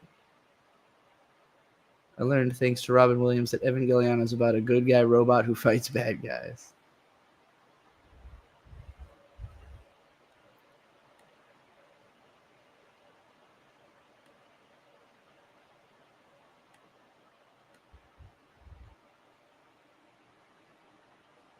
Okay, so we edited and released that System of a Down video. We've got the Evangelion files that we need downloading and handbraking. There are other clips I want to take. I mean, just the live stream I did earlier today could be clipped into several videos. Many things. I don't know if it's available for download yet, though. YouTube takes a while to make these things ready for download. Yeah, it's not ready yet. Let's see what else we've got. Anybody remember anything I did recently that should be like cut into its own video? Any like specific reactions or anything like that that isn't already taken care of by Trixie Clips? Let me know. This shit ain't loading.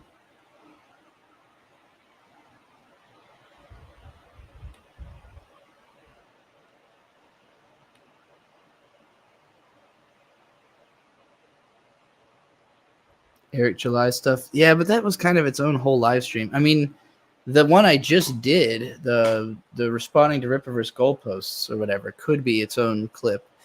I would bet somebody will clip that anyways, though. That Dick Show reaction, maybe? Which, what are you talking about?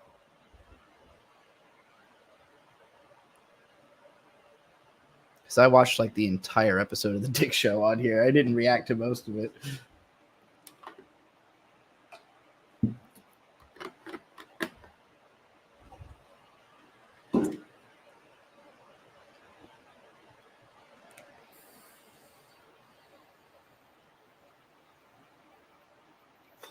I should do a reaction to the Maddox cartoon at some point. I have not done that yet. I haven't watched it yet.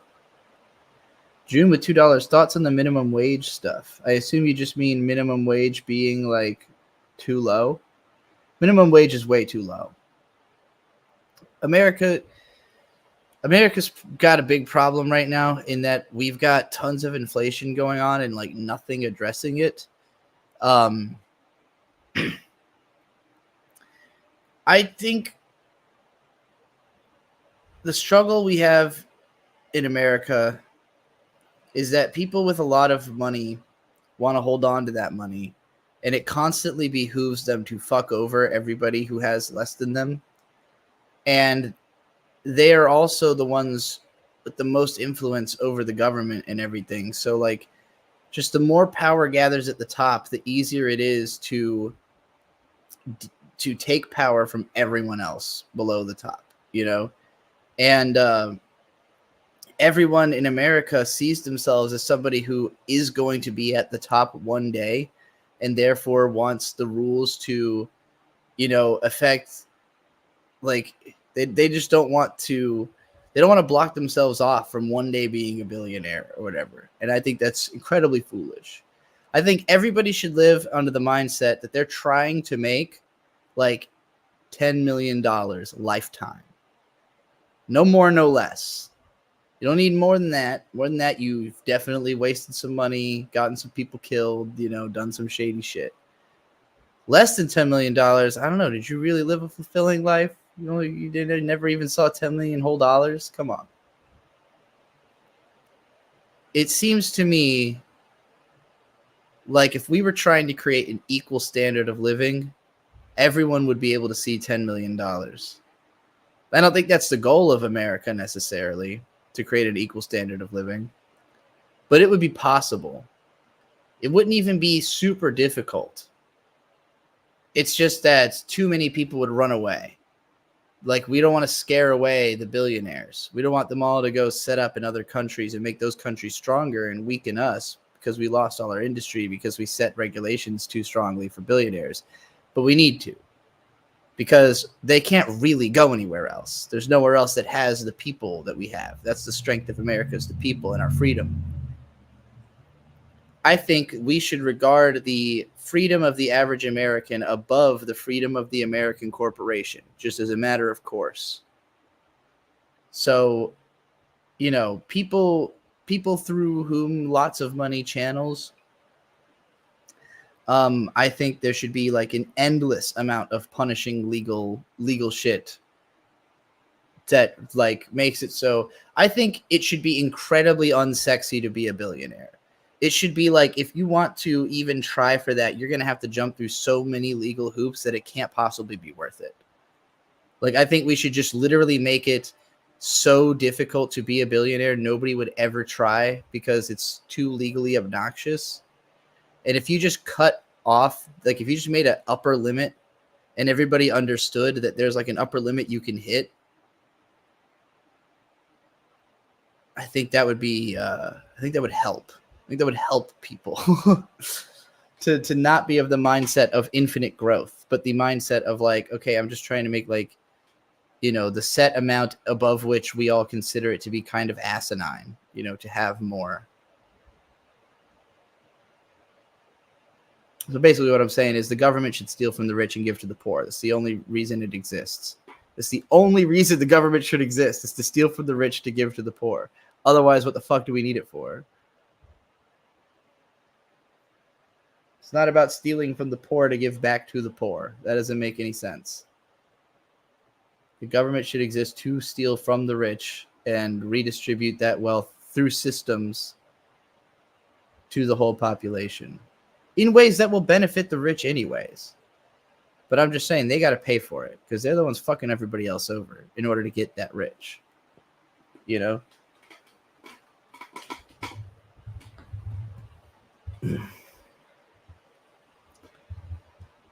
Okay. That's enough about that, I guess. Will Ferrell is executive producer of a Totally Spies live action show? That's strange.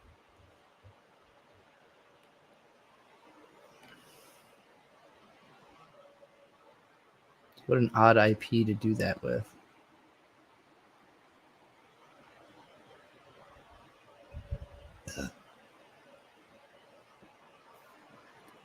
Wasn't the issue with the Tea Party was that the taxes were made by the rich for the rich onto poor people? I don't know. I don't remember the Tea Party. That was such a long time ago. I thought they were just like a bunch of libertarians. I thought that was just like another name for like a bunch of libertarians. I don't know. I wasn't paying attention to politics back then. And I'm still not. Oh, hey, let's put monetization on for this stream. Why not? That would be nice. Okay, did I do anything else recently that should be clipped into its own video? Well, I feel like there must have been more in that Artism Fit video, right? Like I created more than one thing in that. I don't know if anything else was supposed to be for a video. Oh no, this is just mostly me working on the Jujutsu Kaisen too. From the oh yeah, I started writing this Shadow of the Colossus fan helping / rehab. The cake frosting. I literally forgot about that. I don't think I need any more clips from that. Not for now, anyway. What's in this? Oh, tier lists. Some of these could probably be their own videos, right? I think that one's just a big ass waifu tier list. Oh, anime dads. That would have been a good Father's Day release. God damn it! I forgot I had done that. Was muted. That would have been great for Father's Day. Rappers. Magical Girl Designs. Mr. Medic. Nah, I don't really think any of those is strong enough to be its own video. It's fine that they're all just in there together. I have any others already downloaded? Doesn't look like it. Okay. What happened on Entertain Me? Anything good happen on this stream? Oh yeah, I had to mute the opening because that song got me blocked. Oh yeah, I reacted to this, which was awesome. Amazing Digital Circus. This is stuff that might get clipped by Trixie Clips. I don't know if they care as much about Amazing Digital Circus as they do about Murder Drones, but they clipped all of my Murder Drones reactions. I did Lackadaisy here.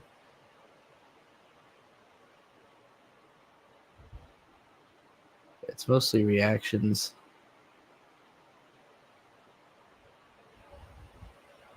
I'm not as interested in clipping my own reactions. Amy to call. That's more like if somebody finds my reaction interesting, that's cool that they want to clip it, but I'm not like trying to clip my own reactions like that. The reading stories streams, I could see once I've read all of Manhunt, maybe cutting that into a. I probably won't do that myself. If somebody else wants to do that, they can. That would be interesting, though. Okay, what else is a good clip? Is there anything else? Now I'm getting into old stuff where I don't even remember what I was. I don't even remember what's in these videos enough to be able to clip them. I know I want this one though. I know I want from this my progcore recommendations. Oh, right. I was gonna take a clip of me creating my favorite albums chart. Does anybody remember what stream I did my new favorite albums chart in? Because that would be a good one to do a clip of. I feel like that was a little older. And at some point, I'd like to edit Storytelling Snorlax stream into a podcast, but that's going to take some effort. And I'd rather do a second one before I did that. Oh yeah, redoing my favorite albums list. It's actually the name of the stream. Well, maybe it doesn't need to be clipped if it's the name of the stream. So everybody will know that that's where to find that. Okay, well, no more clips for now then. I'll take some later. Unless somebody has a request. The Necromancer video clip, that was pretty funny, but it was broken up so much across the whole stream. It would take like a lot to put it together. It was a funny thing to see happen in person. I don't know if it would hit the same way as like a clip.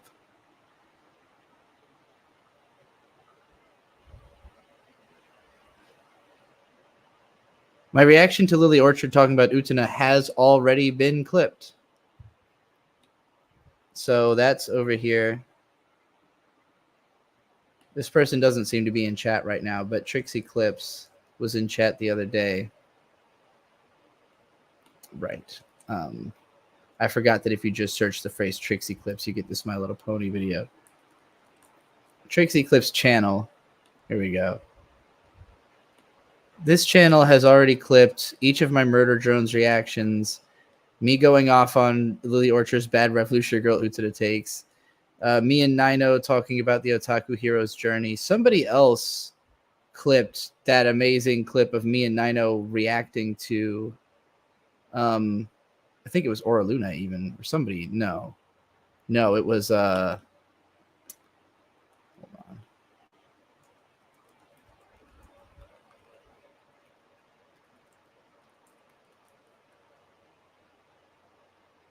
God damn it.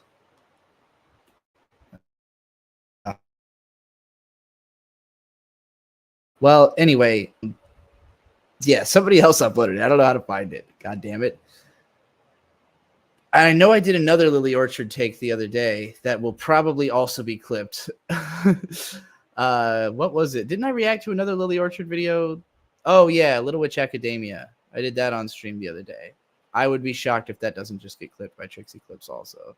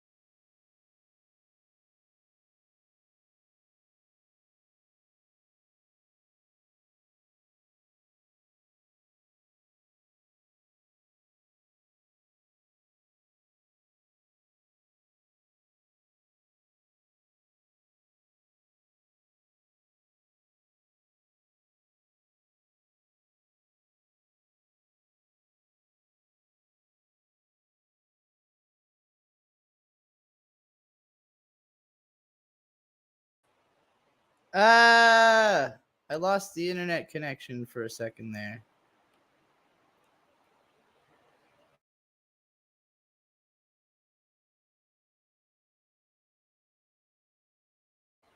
You need a direct. Fucking internet keeps dipping out. I'm still able to use Twitter on my phone. I mean, I could have, come back in here through my phone, but I lost the Wi-Fi dipped out. I have no idea why the Wi-Fi is being spotty today, but hey, it is what it is. Sometimes it just be that way. I have to read this thing Aura Luna said. Lily is like next level wild though. Like that weird. Hold on. It was a little further back. When I was 13, I tried making a reaction video to Lily's video, and then she decided to show me art of my comfort character getting beaten up in response. That is the most Lily Orchard thing I could possibly imagine. It sounds so right, and it's so incredibly funny. Yeah, she's a. That's the funny thing about her is that she her whole shtick is criticizing being toxic while being the most toxic.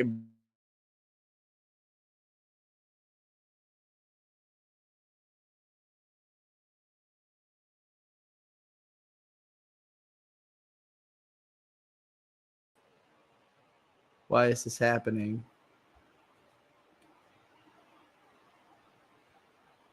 All right, well, Gary, I'm gonna try to watch a Schnee short, but hopefully the stream doesn't just completely shit the bed while I'm watching it.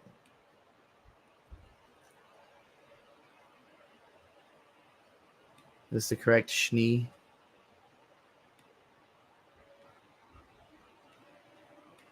He said specifically to watch any 4 shorts. Okay, sure. And you recommended Spider-Verse ones. Okay.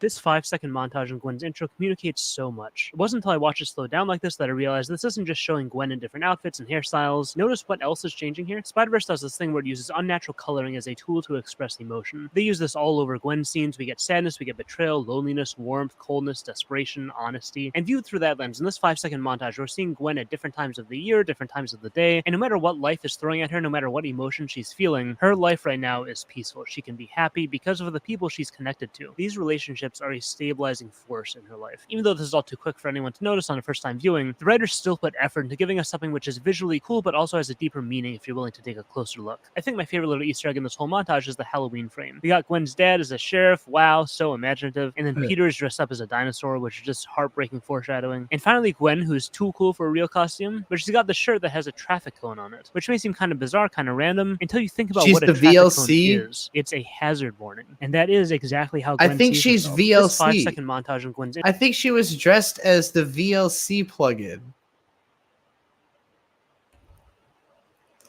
Right? Just the orange cone on orange background. She had to have been dressed as the VLC media player.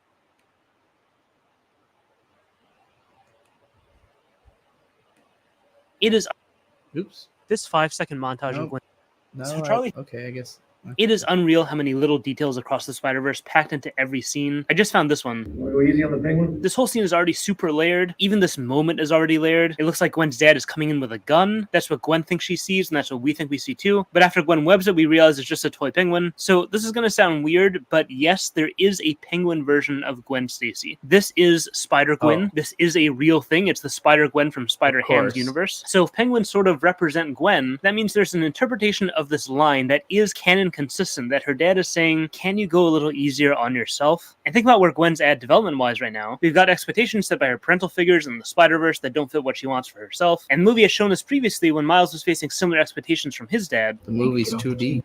and when Miles is facing the same expectations from his spider dad, Miguel, Come on, go easy on the kid. and now Gwen is facing those expectations from her dad. Go easy on the penguin. Just a little reference they didn't even have to throw in. But they went the extra step and added this little detail on the off chance that some fan would find it. It is unreal how many little I love the fungus zombies of The Last of Us. It is such a good variation on the archetype because it keeps all. The Last of Us episode 1 has an open. So, in a shocking turn of events, we might be seeing actual moral complexity in Avatar 3. Spoiler warning, listen. In Victor's flashback, he looks up at Sky from his hole in the ground. When Vi gets stabbed, she falls down into the sumpy darkness of her childhood home. Later that episode, she and Kate are rising upwards as the sisters. Why does Grayson let Caitlyn win the shooting competition? And what does the scene mean for Caitlyn's arc? So, what I think is most interesting about the sequence is that Caitlyn skips right to what she thinks is the only possibility. People either follow the rules obediently or they break them for personal gain. In Caitlyn's life, those have been the only two possibilities. There's the rules and then there's the higher authority, self-interest, corruption basically. Caitlyn is a rule follower, her parents are not. This person didn't follow the rules, she must be in with my parents. Except Grayson introduces this idea that there can be other higher authorities that demand working outside the rules, like justice. Do you really care about a trophy, Caitlyn? Apparently not, so then what's your higher authority? What will cause you to break the rules? And I like that this isn't an epiphany moment either. It's an idea that we see Caitlyn grappling with throughout the rest of the season. Same way Victor is introduced to this idea of sacrifice and loss necessary for progress, but she also grapples with. Same way Jace is introduced to Magic's altruistic potential, a paradigm he has to stumble through throughout this whole season and probably next season as well. All these flashbacks are about introducing that vital but vague greater paradigm the characters can't fully embrace but will never fully escape.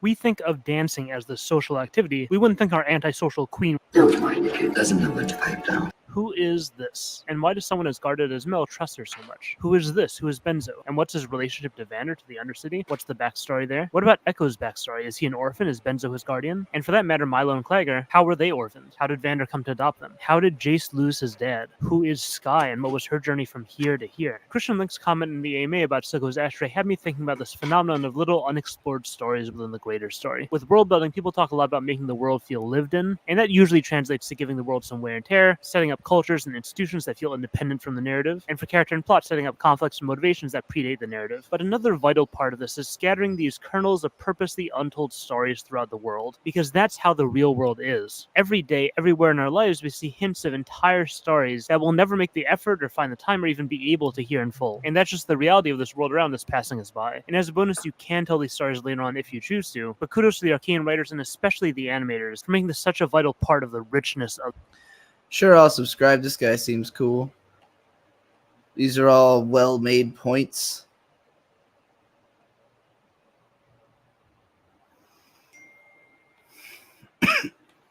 Bird update. Waiting on cops, otherwise obviously shitty. Damn, they're really taking their time.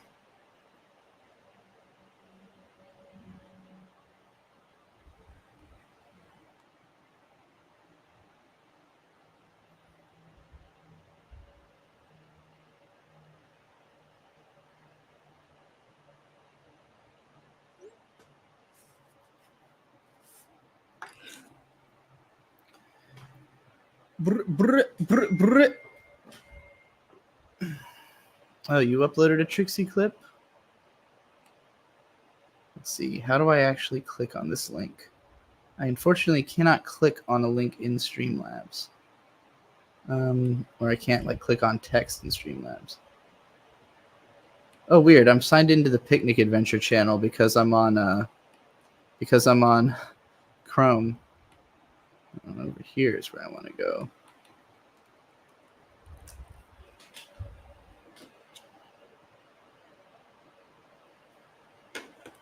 Or Luna Anime and Precure.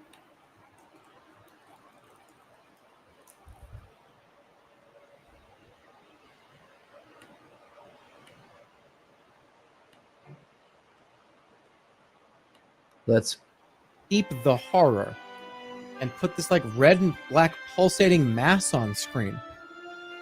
Kind of look like an AI generated image.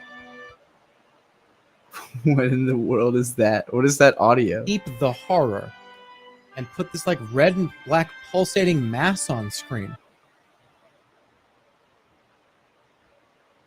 Okay, so Aura Luna, that one Lucario fan is your other channel, I take it?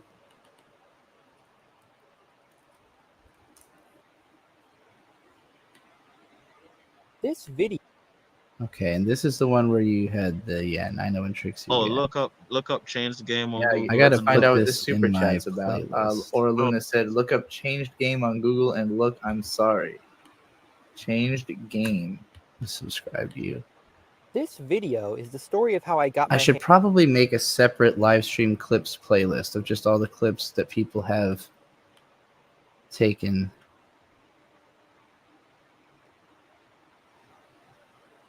It looks like I have a bunch of lives I haven't even added to my every YouTube video featuring the Golden Witch playlist.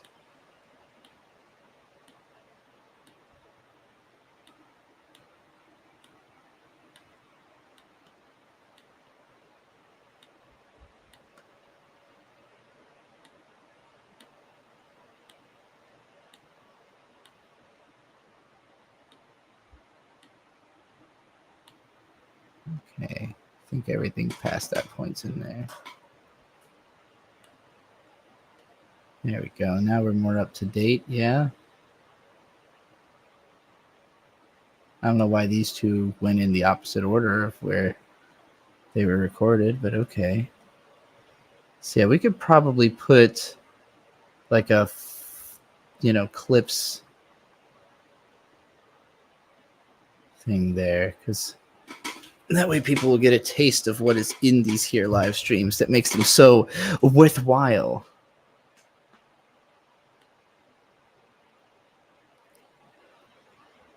Let's see.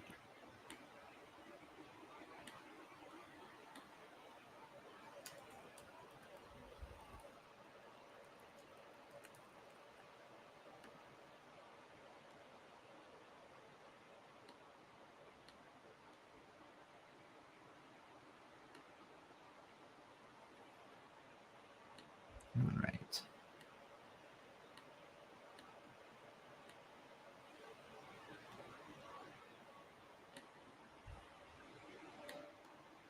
I wonder if Rippaverse Goalposts put their clip that they took of my live stream on YouTube, or if that was just a Twitter thing. So I could put that in there too. That'd be funny.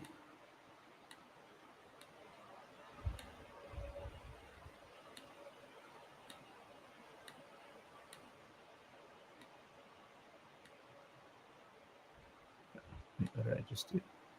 Oops, I didn't mean to do that.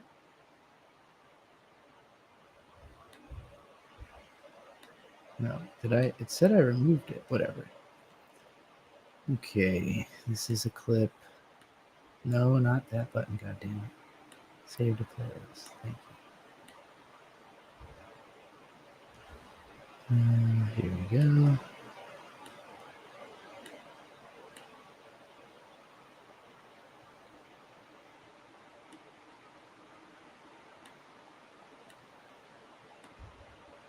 Okay. I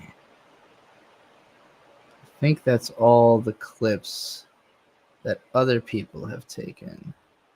And then I can also get my own clips that I've taken. Let's see, how far back do we have to?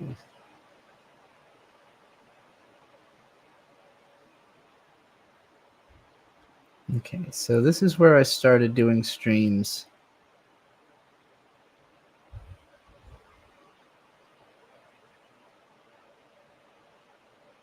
So what have I taken as clips? We've got the BBL Drizzy breakdown.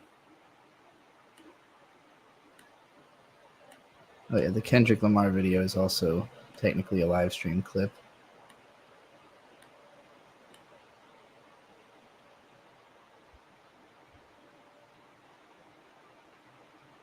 Trixie writes a bad light novel in the park, parts 1 and 2.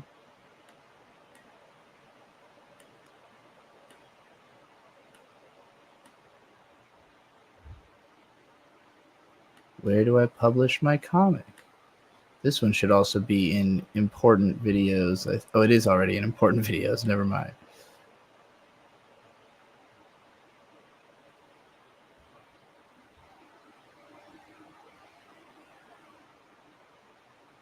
Squirrel wants Feastables.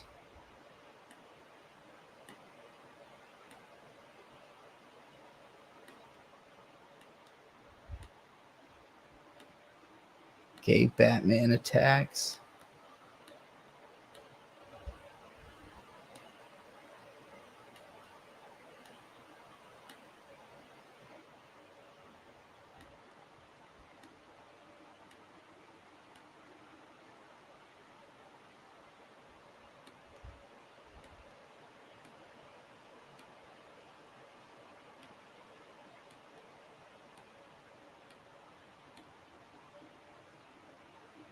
Okay.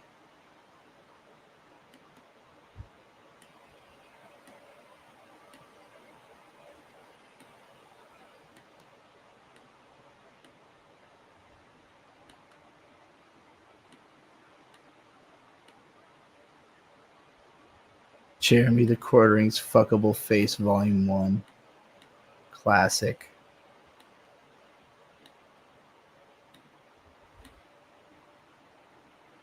I really did just like create a shitload of clips like one day and then fell behind immediately on trying to continue doing so.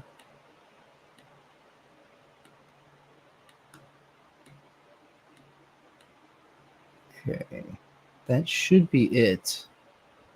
Between all the clips I've taken and all the clips other people have taken, I think we've now got a complete clips playlist. So now I'm going to add that to the front page of the channel.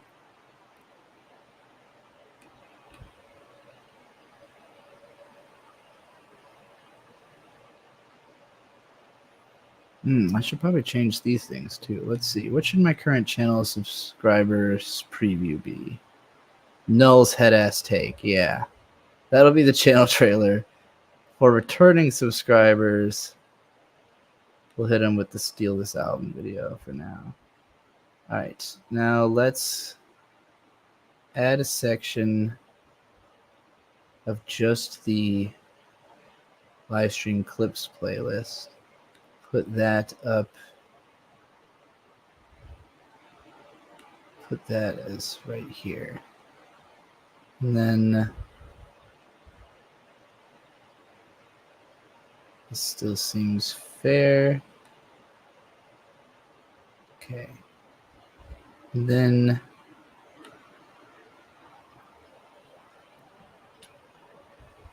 I just realized this whole channel, ASE Presents Music, also needs to be listed on my Linktree's like obscure links list.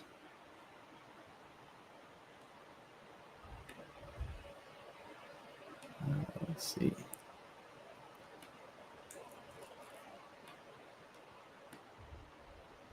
Oh, I'm not in the right account.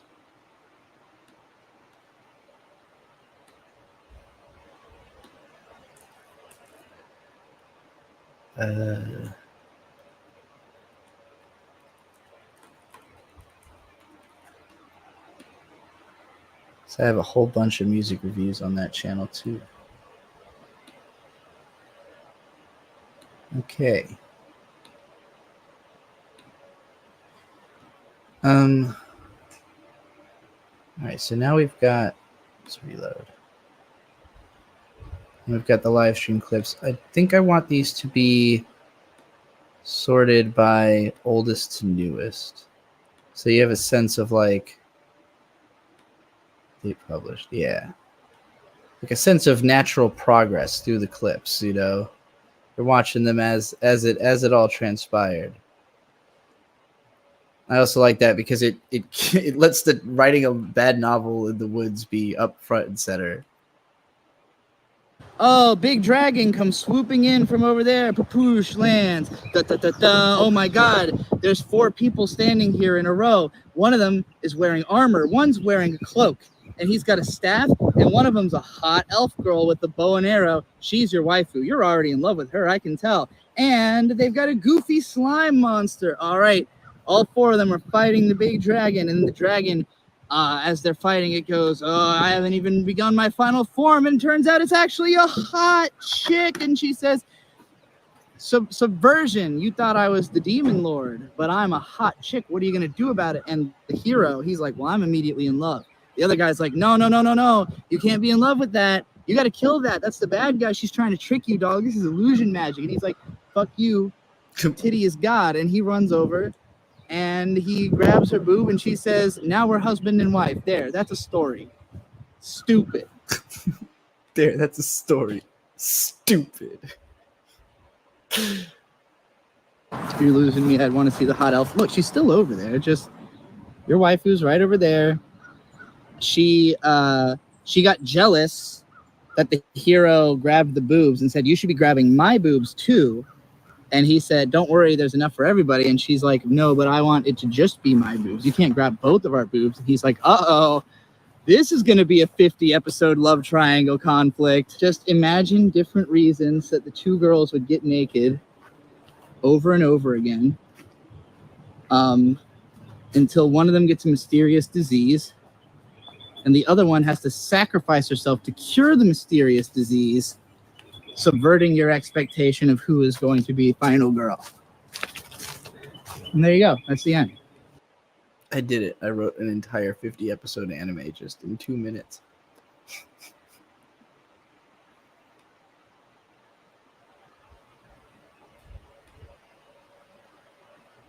Yeah, these are all good clips.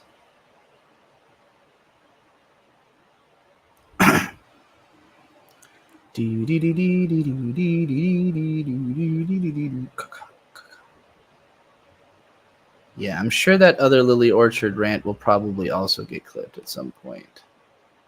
Because it seems like every time I talk about like who should I be beefing with, everyone's like Lily Orchard.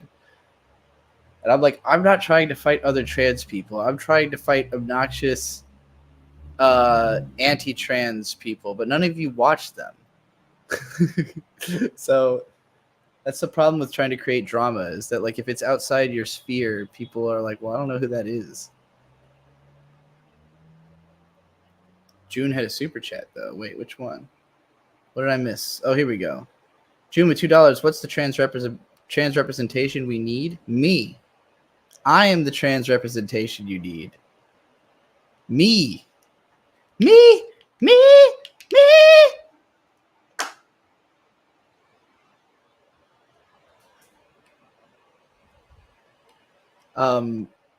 You need more people like me out there.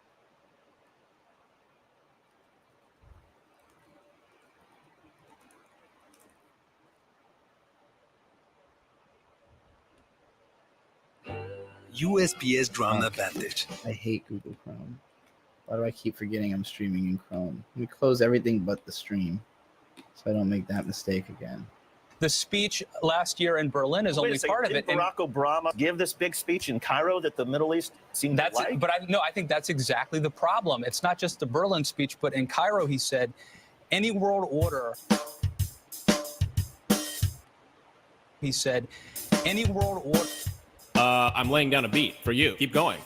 Any world order that elevates one nation over another will fall flat. I think that goes against the idea of American exceptionalism. Exceptional fast food and exceptional dance moves. Most Americans believe that this country was gifted by God, a blessed nation, and that we are better. Yeah, we the promised land, a sacred place, getting blessed by Joe Biden from space. God bless America.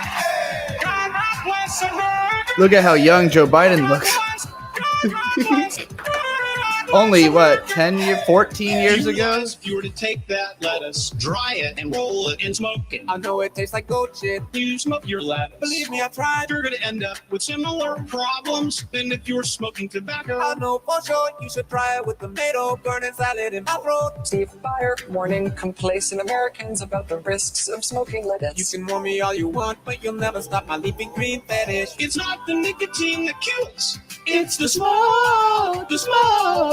Cancers. It's the smoke. Heart disease. It's the smoke. Respiratory disease. It's the smoke. It's the inhalation. It's the smoke. The smoke. If they want to obtain their nicotine, it's okay. It's the smoke. The smoke. The more products we come across, the more problems we see. Some companies say they've received hundreds of applications for just a single opening. One man sent a shoot to his respective employer. Shorty, don't you know that Air Jordan was for me?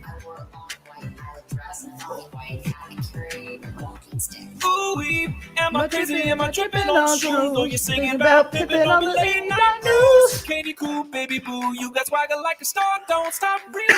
Don't take it to the charts. You can be Lady Gaga. I can be T-Pain. We can be dropping rhymes like rain. You can be I can be Bringing on the boogie with 5, they had some pimp kings. We've got some breaking news. Let's go to Tracy Burns. She's got all the news. She's got all the news. Tracy, maybe you crazy. I don't know what the hell going on or where the camera belongs. Let's go to Nicole. Yeah, you. Me. Nicole, don't know. Let's throw it to Joe. I'm trying to get a hold That's why I played this, by the way, in case you were wondering why I suddenly played this. Let's go to Nicole. Me? Yeah, you. Me? Me. Me? Nicole, don't know. Let's throw it to Joe. I'm trying to get a hold of this myself. Breaking news, guys. I don't have it, Liz. I have to send it back down to you, I'm afraid. I'm digging Okay, that's for it okay, myself. but the basics of it is clearly this is a fascinating story Magical. that we're going to get all into place at just the moments as soon as we can get everything here. Bum, bum, bum. God bless America. God bless America. Cancers, it's the small heart disease. It's the small respiratory disease. It's the small. It's the inhalation. It's the small. The small. If they want to obtain their nicotine, it's okay. Landon, every single Pride post I've gotten, I have talked about on stream. I just got barely jack shit. Nobody ever found somebody with a massive Pride archive to send me. Like, my expectation was that that I would have like 25 different people who've each got an entire folder of like 7,000 Pride images they've been collecting for decades, and they were all going to pour into my inbox, and I was just going to literally flood the world with Pride iconography. Turns out nobody gives a shit at all. Gay people don't care about Pride. Nobody gives a fuck about Pride, not on the internet anyway. So I gave up. I'm not even trying to call for Pride items anymore. I'm tired of sounding like a broken record. Not enough gays, it's true. Not nearly enough gays. Why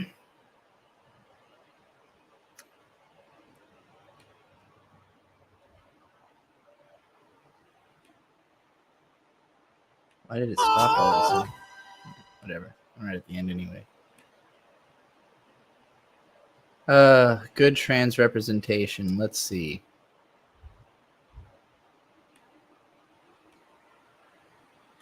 I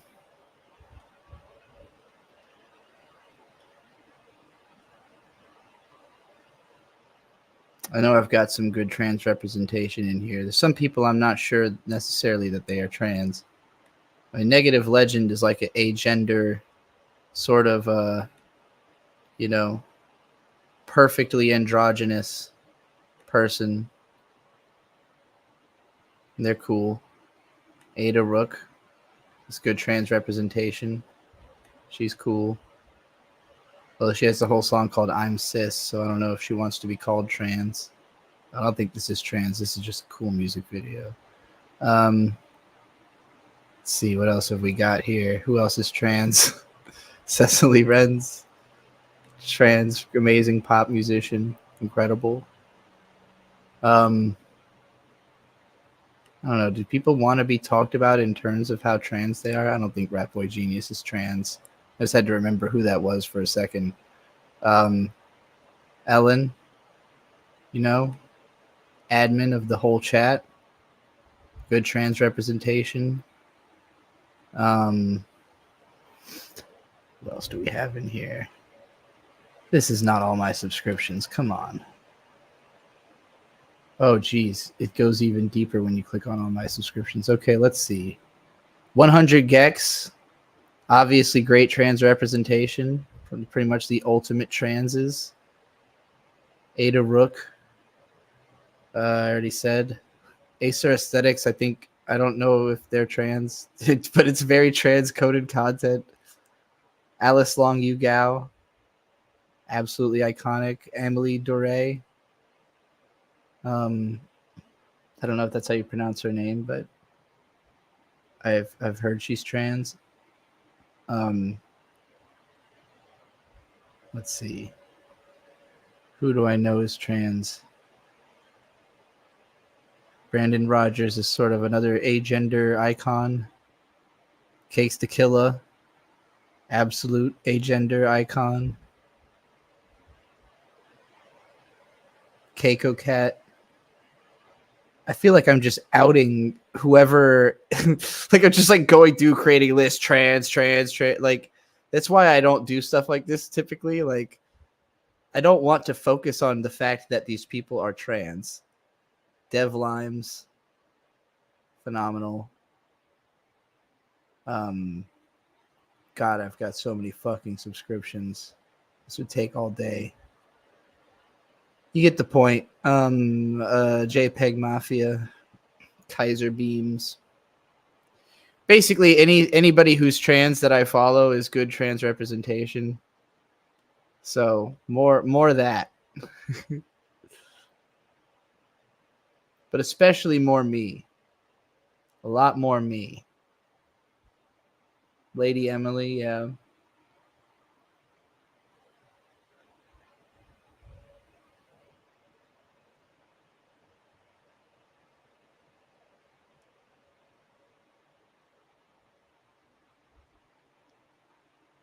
Pride is virtue signaling for mega corporations and a hangout spot for all the cool folks. That's it. I guess. I think of it more as like tactics. Like I just see it as it's about normalization, right? It's about making it so that people are used to seeing pride imagery more often. And I think that, you know, if you take advantage of the opportunity where like there's a month where people are kind of just going to let it slide, you know, like cover the world with so much gay shit that when the month is over and you pull back, there's still like remnants of it, you know, like because the corporations, they're all just going to stop when the month is over. But like if we like take it to a way higher level while we have the chance, I just don't think enough people have the vision. And also people are too afraid of being outed or afraid of being, I don't know, seen at all. I have a unique power in that I hate most people. Like I actually think most people are terrible, and that is an empowering fact to me. It makes me kind of like, if somebody's looking at me funny, it's like, yeah, well, fuck you. Why are you looking at me, bitch? Get the fuck out of my face. You know, like I can have that kind of energy. I think that's what's missing from the trans community. Is like, hey, bitch, why are you fucking looking at me? Look at your own fucking business, you know? We need more of that. Less, oh my God, they're looking at me. And more like, I dare you to fucking look at me again, you know? Hayden the Historian, Princess Jellyfish, Hazel, yes, all great.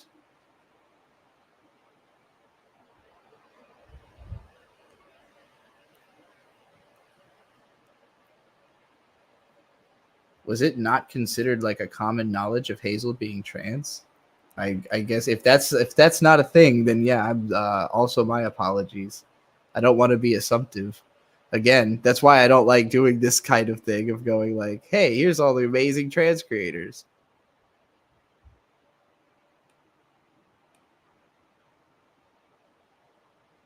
Yeah, I don't know if you say closeted, I'm like, in what direction though?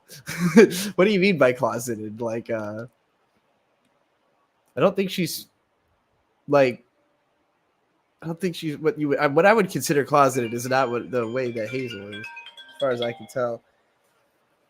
Yellow. Yes. Bird's here.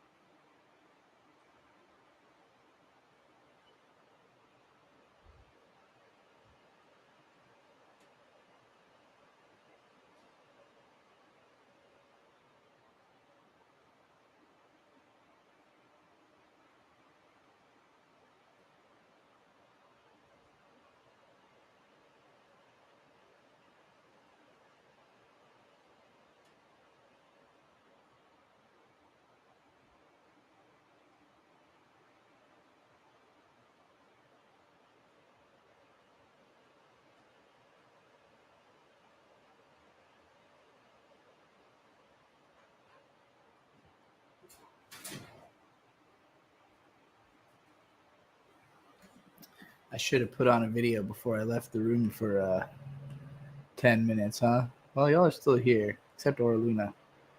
Or no, you're saying peace out to Gary. Well, don't add him yet. I'm just going to play another video. Actually, I'll just play this Hack the Movies premiere for now. Seconds. They're still fun.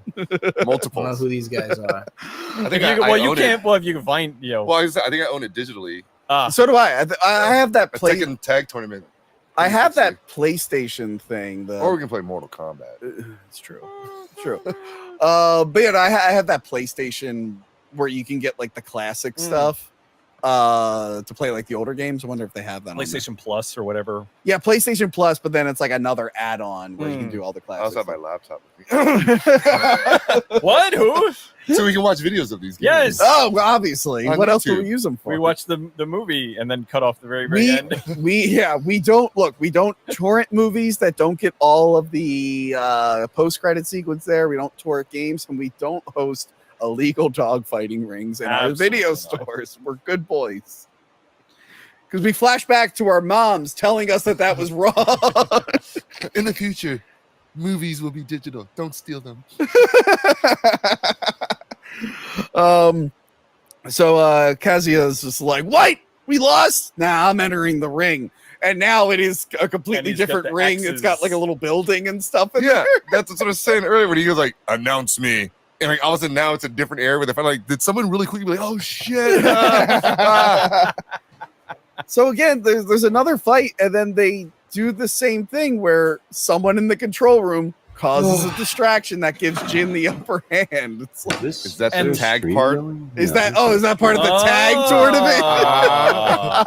But I will say the Kazuya fight is like one of the worst. It's pretty bad. It's so bad. just like they like you think he's gonna come out. Oh, they're really gonna go, and they're like, and then you get the distraction. He wins. It's a lot of the cliche like cut almost. Right. Oh wait, I was gonna say, does Jin have a scar Yeah, in the he game? gets him with the I don't think so. He doesn't have like the dragon fist, you know, Sagat Sagat. No more Hack the Movie. So, just to explain how annoying the white woman is. Wait, Sitting in the you front. should come over here so you can talk to the microphone. Oh, see, I couldn't tell there was a stream going.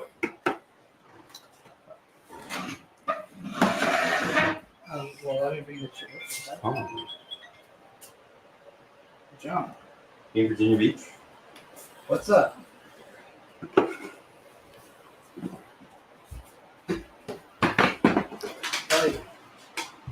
Oh.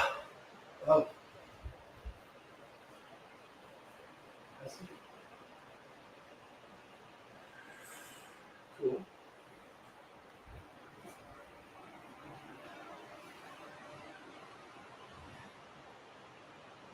Oh. Hell yeah. That sounds fucking dank. Hell yeah. Do that.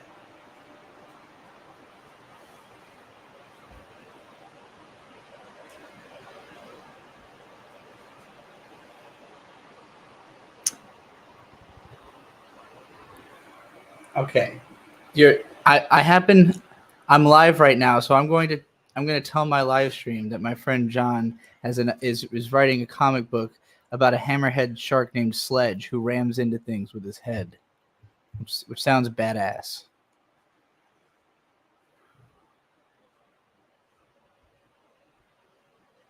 Nice.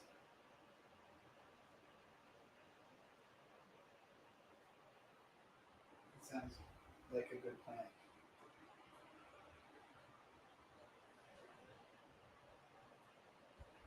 Yeah. Yeah.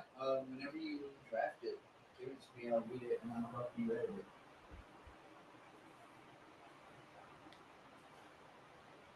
Okay. Yeah, and the main character, what's his name? Sledge. So his little brother, is he also a hammerhead shark?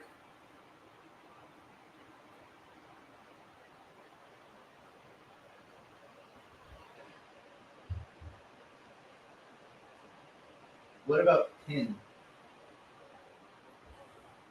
pin. Yeah, pin, like PIN, like pinhead.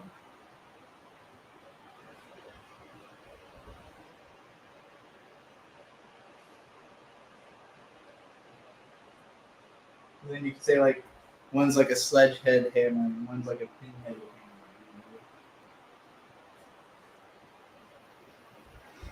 hammer.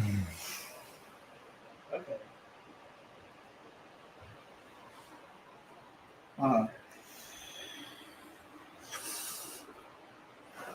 Yeah.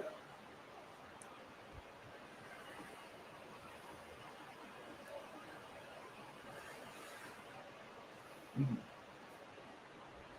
Right. 2. Yeah. Right. No, I like that.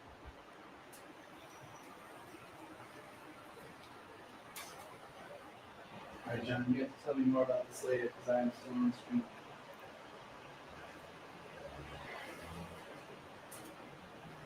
Okie doke. All right, peace. Okay, we went on the phone with John. Hi, gang. I was just in a car accident. I'm fine. The car's fine. I mean, the bumper's kind of messed up. The car's drivable. Car's drivable is the Aesthetically answer. unpleasing. Aesthetically unpleasing, but most of my cars are. Don't get as beat up as it already was. Yeah. Just in another way. I had turned right at a green light, and this guy was in a left turn lane for the intersection I had just turned right at. He did not turn into the intersection. He turned into a 7-Eleven, and I hit his like back rear wheel area. He, I guess, thought I was turning. I was not. I was going straight. I don't know. I assumed you were going to slow down. You were about to also Turn, try I to turn guess, into that yeah. 7-Eleven probably. But I wasn't. I had my blinker on because I was turning. I had just turned right. Yeah. There were no bystanders, unfortunately. The cops, I don't know. They didn't tell me anything, but the guy was really mad at me at first. He was like, "You can't accelerate into a turn." And I was like, "I wasn't accelerating into a turn. I was going straight out of a turn." And so whatever. He was really mad, and waited for the cops to show up. I mean, he was. I wouldn't say really mad, mildly upset and annoyed, as I was. I was like, "Dude, you pulled out in front of me. This was pretty annoying of you." And I don't know. Fire department showed up. They weren't hurt. Police department showed up. Took our information, took our statements. I got that whole thing. Fire department comes in to go, "It's not on fire, guys." Well, the fire department came in to check on everyone because they thought the airbags deployed in their car, not in mine. Which, fun fact, I didn't know this. Airbags deploy at like 16 miles an hour. I could not have been going like more than 30. Anyway, just kind of sat around, waited for the police to finish their report after the fire department left. We exchanged insurance information and all that. And after the police were done, they talked to us both, gave us a copy of the accident report. They told me, "Hey, you can go." And then they started talking to the other guy. All I heard of that part was, so based on what you've told us and the accident, and the scene of the accident or whatever. And then I had walked away at that point. I hadn't heard the rest of it. But like 2 minutes later, the guy came up to me and was like, "Hey, I'm really sorry. Hopefully we can, I'll talk to my insurance company. We'll get you squared away. And I hope you weren't like on your way to work or something." It's like, I was on my way home from work. So it's like, and they were on their way home to West Virginia from Norfolk. Yes. How it counted, man. Yeah. A dangerous part of the city to be driving in at that time of day as an out of towner. Yeah. So I'm not actually surprised that that's the type of person that would fuck up there. But yeah, he apologized. He was like, "Hopefully we get you squared away." And I was like, "Have a safe trip home." I don't know. Everyone I've told the story to has said, I mean, and even I think the police were saying that I'm not at fault. I pray I'm not at fault. I don't think I was at fault. Didn't, I don't know.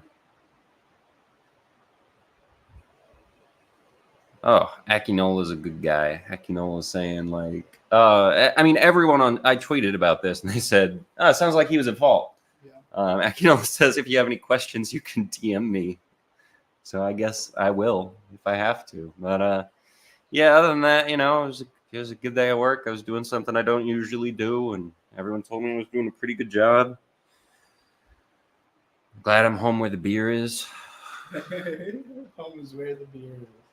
I don't know. We need like I don't know, not a doormat. What's the equivalent for a car? A car mat that says "Home is where the." No, I don't want to. I don't want to put that on my car. Oh yeah, that's a fair point. But yeah, I don't know. Wear it on a T-shirt, and then every time a cop pulls you over, you can be like, "Just trying to get home to where the beer is," you know, and secretly thinking, "This is my home where the beer." No, it isn't. Well, maybe if you lived in a car and all your beer was in the car. I don't, and it's not. That was the premise of this scenario. Sorry, saying stuff like that is silly. Anyway, yeah, that's it. How was your day, guys? And gals. Or theys. Says they'll get back to me at the next business day, which would be tomorrow. Are these days?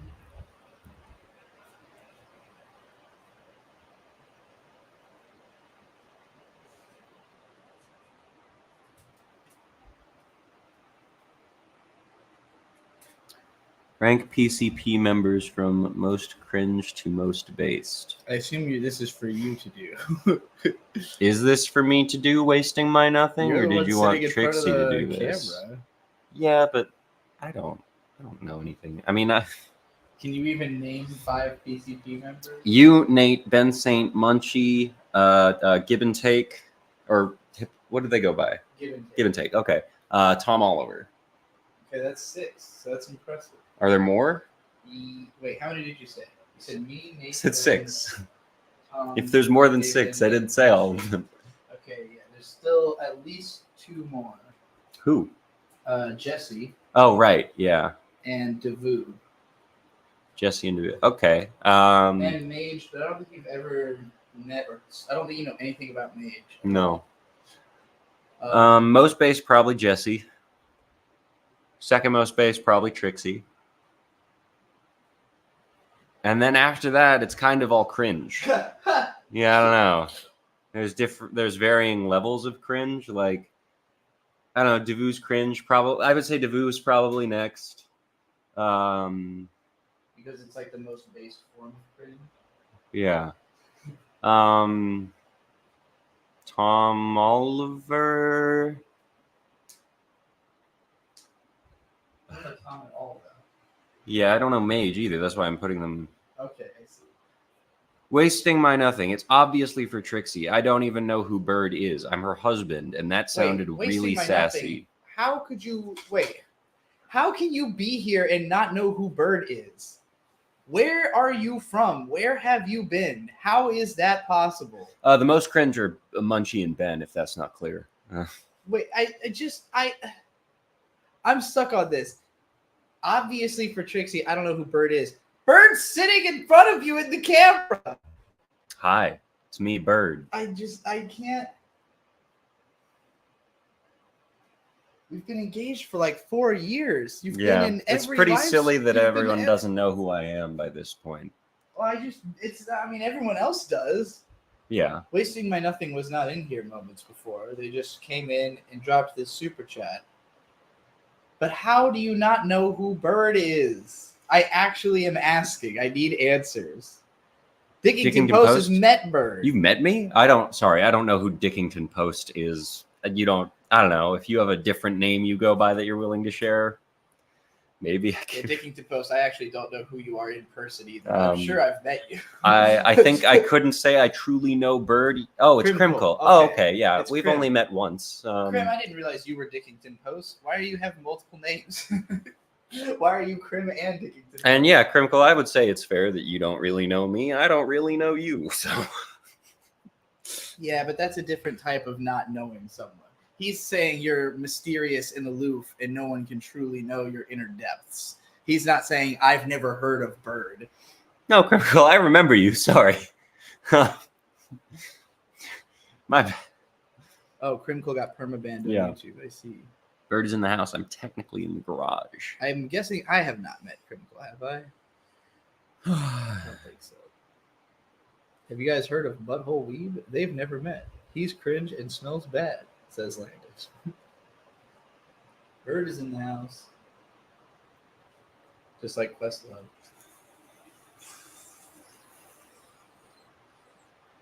Questlove is in the house. Questlove, you're not in the house.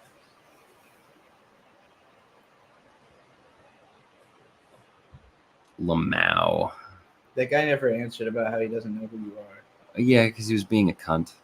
Ooh, can you say that on YouTube? I think so. Okay.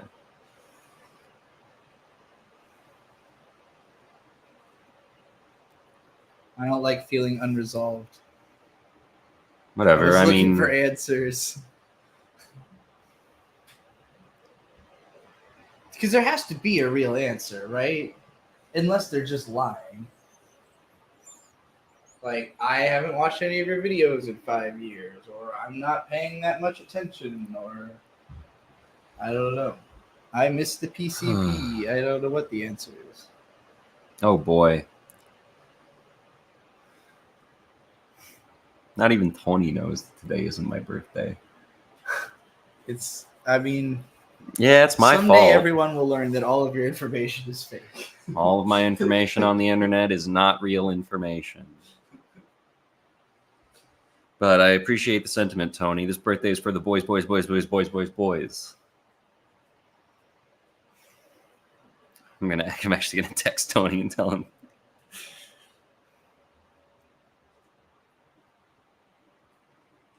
Very famous YouTuber Tony from Hack the Movie. You were just watching him, I We believe. were just watching him, I believe.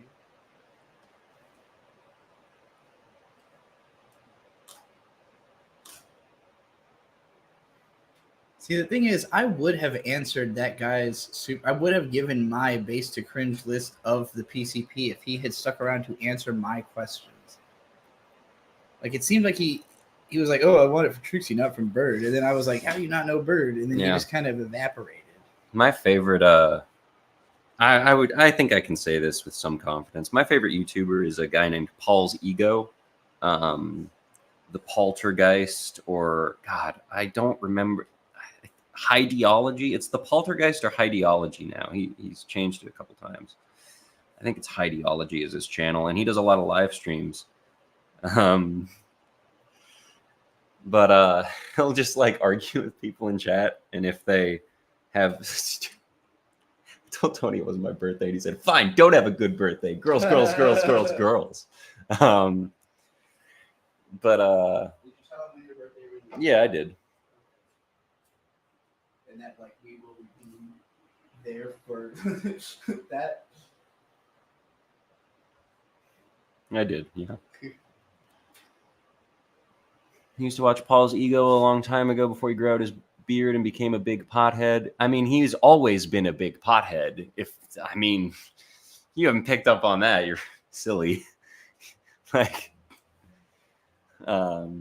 yeah, I don't know. He mostly just argues with right wingers in his chat because that's who shows up to argue. Why have I never even heard of this dude? I don't even know who you're talking I don't know. I kind of fell off watching him for a while, but he's always been one of my favorite guys on YouTube. about. I thought your favorite YouTuber was Whistling D's. I mean, that's a different kind of YouTuber, I think. I think in terms of personality and everything, I like Paul more. Yeah, he's also a big proponent of, like, if you wouldn't say what you're saying in the chat in real life, banned. It's a good policy. Bird, who is your favorite Pluto character? That's going to be a super chat. Sorry. Dang, dango. Not giving away information like that for free. Yeah, Bird's gonna be even less for free than I am. He's the one who will stop me in my tracks if he hears me answering a question without getting paid. He's like, "Why are you doing that? What are you getting out of that?" I'm like, "I'm just sorry. I'm foolish."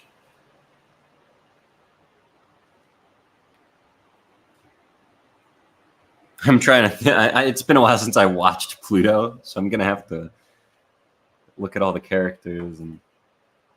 You're assuming you will get super chat. Yeah. And that you're not Bird, what's your social? 420-69696969. Pluto was great. It's one of my favorite anime, probably. Yeah, with Bird, it's pretty much Pluto, K. That's it. Trigun, Stampede, and another. And what else do you call a favorite that I can think of? Bird, what's your credit card info? Your mom. Your mom is a credit card. Y'all, do you think that we should start like a Bird streaming show to compete with mine?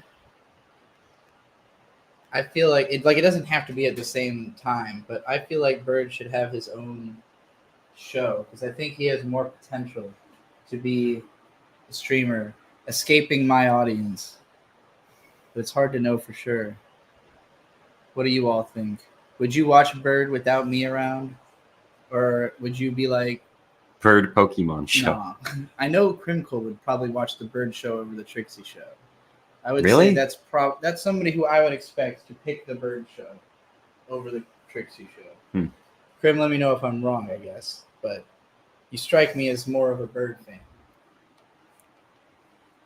Bird wants to, why not? I mean, It's not about what you want. It's about having a job and being able to tour the country while you have that job. Bird should stream if they want to stream. I don't not want to stream. It's more a matter of feasibility. I don't know.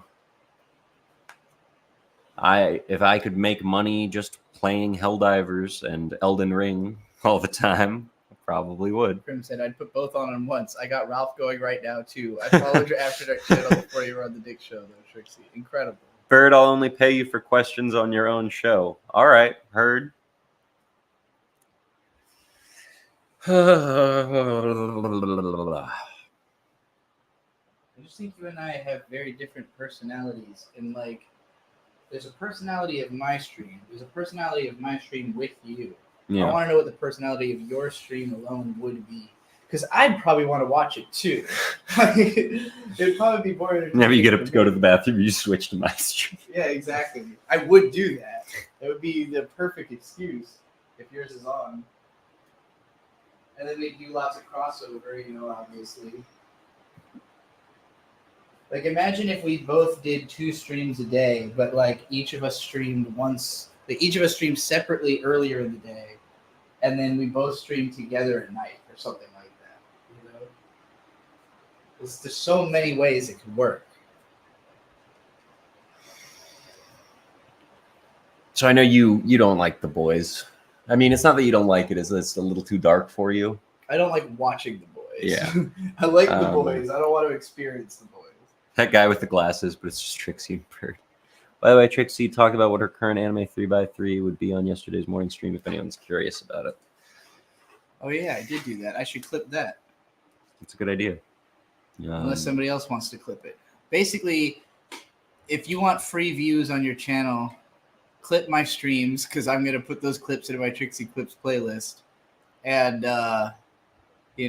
otherwise I'll take them myself. Boys made me rage quit when they had a classic cartoon tribute and it was Flash animated shite. I mean, are you talking about the animated shit? Like all the one shots? That wasn't. Yeah, I mean, The first one in particular was the one that's like a Looney Tunes send up, but done in Flash. The one that was directed by Seth Rogen. Or are you? I can't because I know they did. No, I remember that, but there's also like there's a couple stuff in season 3 where it shows like Soldier Boy's backstory and it does a cartoon there. Yeah. You're talking about Black Noir. Yeah, Black Noir talking to cartoons. I don't know. I thought that was fun. I didn't think it looked terrible. I'm not a huge fan of old cartoons either, though. So, yeah. I don't know. I'm really enjoying the new season. I saw like Grums not enjoying it, and a bunch of people going like, "Oh, I don't like The Boys because I finally realized they're making fun of me." It's like, yeah, they have been the whole time. No shit, that's hilarious. Yeah, I don't know if you don't see The Boys show as just like a crucifixion of the modern right, you're wrong. Maybe even the modern left too. I mean, but it's definitely more anybody in power. Yeah, the point of the show is power. If you're in power, you're bad. Power is a corrupting force. Absolute power corrupts absolutely. Yeah, I don't know. It's fun. I wasn't totally sold on it until the 3rd episode, just because not a whole lot happened. But I mean, stuff happened, but I don't know. It wasn't completely interesting to me. The 3rd episode made me like, oh, yeah, I'm excited. Let's see what's gonna happen. I hope Soldier Boy comes back. I'm really sad about that he's not in there anymore. But now we've got 2 actors who were in Supernatural in The Boys, Jeffrey Dean Morgan and what's his fucking name? Jensen Ackles. Yeah, thank you, Jensen Ackles. I was just gonna say Dean Winchester. I believe, I could be wrong, but I'm pretty sure that, I mean, he's also Negan, but I think Jeffrey Dean Morgan in Supernatural, yeah, he's their dad. He's the dad of the Winchesters. He's also the comedian in Watchmen. Oh, that guy. Yeah. I don't know. It's a fun show. I've been enjoying it. Every single person from Supernatural plays their supernatural characters in every other fucking show. I don't agree with that. I don't know. I haven't seen a whole lot of stuff with Jared Padalecki in it, but he was in Gilmore Girls. I maybe he was playing Sam Winchester in Gilmore Girls, or he's playing his Gilmore Girls character in Supernatural. I don't think the character of Dean translates too well to a comparison of Soldier Boy. Crowley is always Crowley, even in Doom Patrol. Crowley's in Doom Patrol? Who's Crowley in Doom Patrol?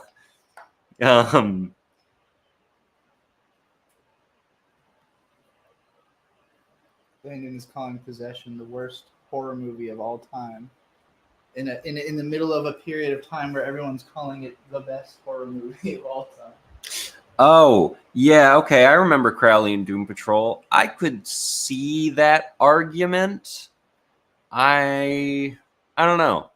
I think it's kind of it's a problem of like typecasting more than it's a problem of they're playing the same character. And like, you know, they were Crowley and Dean Winchester for so long that it is kind of hard to see them as anyone else.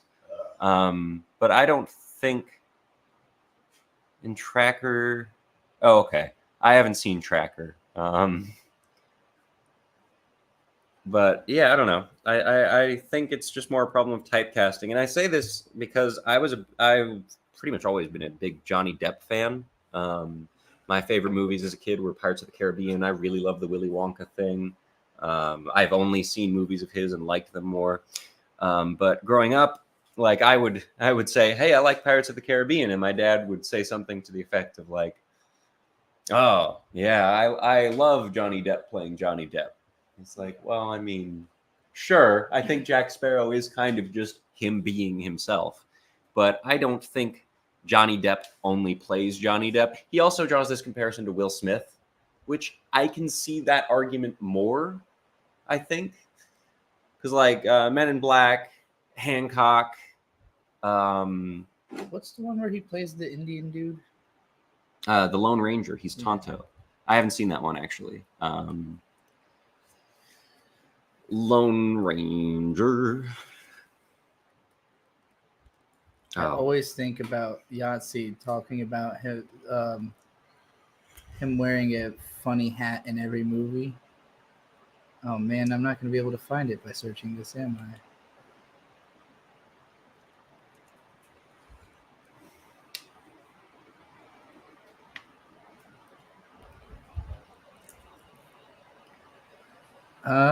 What the fuck? I can't find it. Well, never mind. Who cares?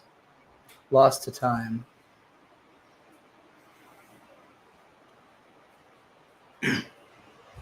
Not Eric July saying something is 0 out of 10. Jesus Christ. Dude has no self-awareness. This comic is really bad. Did you read Isom? Long time ago. It wasn't good. Super Killer's better than Isom. I can say that confidently.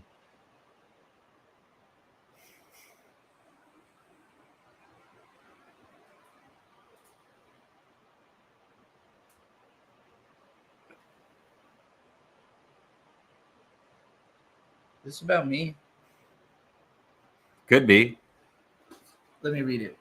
Advice for creators. Oh, God. Drama and internet blood sports are only lucrative in contained spaces such as podcasting and YouTube. Even that has a shelf life. However, it is not a tactic you should rely on if you're looking to make a career out of selling books or other creative endeavors. Views, motherfucker, you built your whole empire on monetize the haters. Views/streams do not equal sales. It's never been that simple. For example, you can and will be outsold by a creator with a smaller following and online presence. They may have a far more enthusiastic fan base comprised of their actual target audience, willing buyers. I don't think that's wrong. No, that's not wrong. It's easy to attract an audience that's primarily into your gimmick, yet they're totally uninterested in your original creation. I think that's a lot of people that are fans of the Rippaverse. Yeah, I think that's everyone because none of them have read the comic. They bought it because they like him. That's why no one's read Isom. He should take that as a compliment. Like, he should have from the very beginning been like, damn, really, y'all like me so much that you spent millions of dollars on a comic none of you were going to fucking read? Anyway, be strategic with your online presence. Look beyond what it is directly. You always criticize my Eric July didn't actually voice for wrote what like it is. talking too loud. Look beyond what is directly in front of you and don't obsess over views/engagement/algorithm writing. No, I criticize yours for being too fast. That's what I meant. I said loud. Sorry. There is a lot of smoke and mirrors, and marketing is not simply drumming. Marketing. Is not simply drumming up inorganic foolery.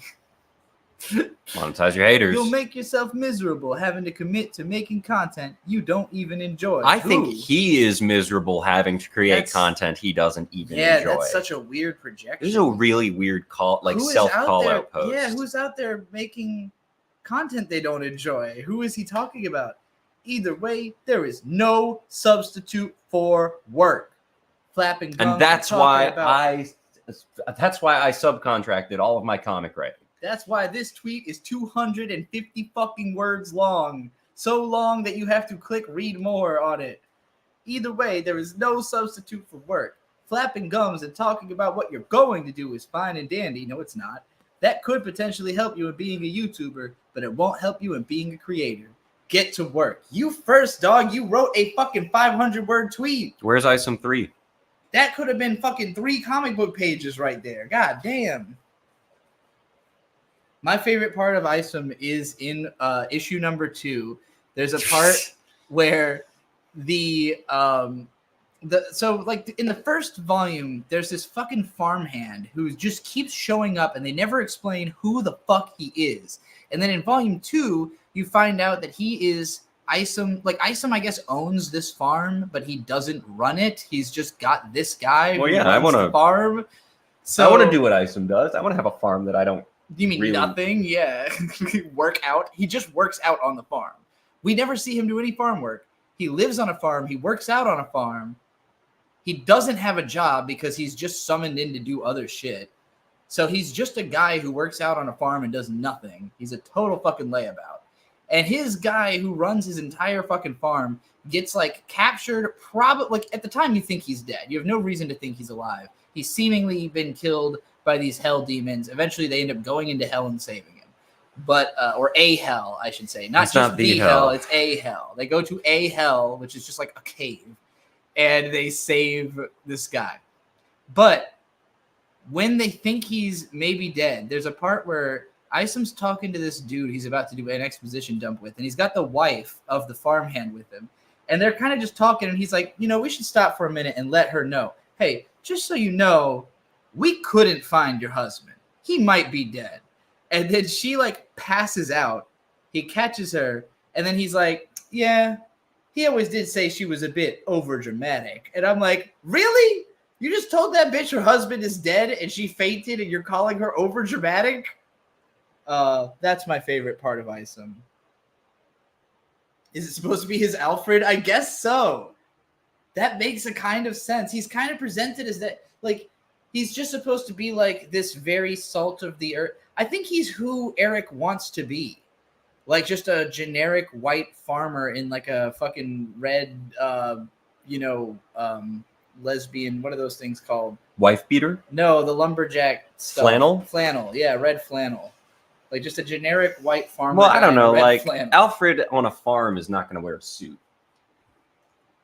Like, because if you, sorry, I rewatched Gotham recently, and I do think Sean Pertwee's portrayal of Alfred in Gotham is probably the best portrayal of Alfred. I guess Michael Caine is up there, but I really like Sean Pertwee. Alfred's like just he takes care of the house when Bruce is fucking around. I mean, Bruce is a kid, so he's taking care of Bruce too. But wait, Bruce is a kid in Gotham? yeah, it's a prequel series. I didn't know that. Gotham's really good. You get to see like the Riddler become the Riddler, the Penguin become the Penguin. I mean, all of the rogues. No, that's Flash. The bad guys in Gotham or in Batman, you get to see them become that. Yeah. I don't know. It's a really fun show. It starts off not very cartoonish, and then it gets really fucking cartoonish. It is like 5 seasons long. Sorry, I should re-clarify. I didn't rewatch Gotham. I had not seen like the last couple episodes of season 4 and all of season 5 where it like time skips and becomes Bruce being Batman and all that. Yeah, I don't know. There's a fake Joker at one point, and it turns out that the real Joker was his twin that the fake Joker like gassed and turned into the real Joker.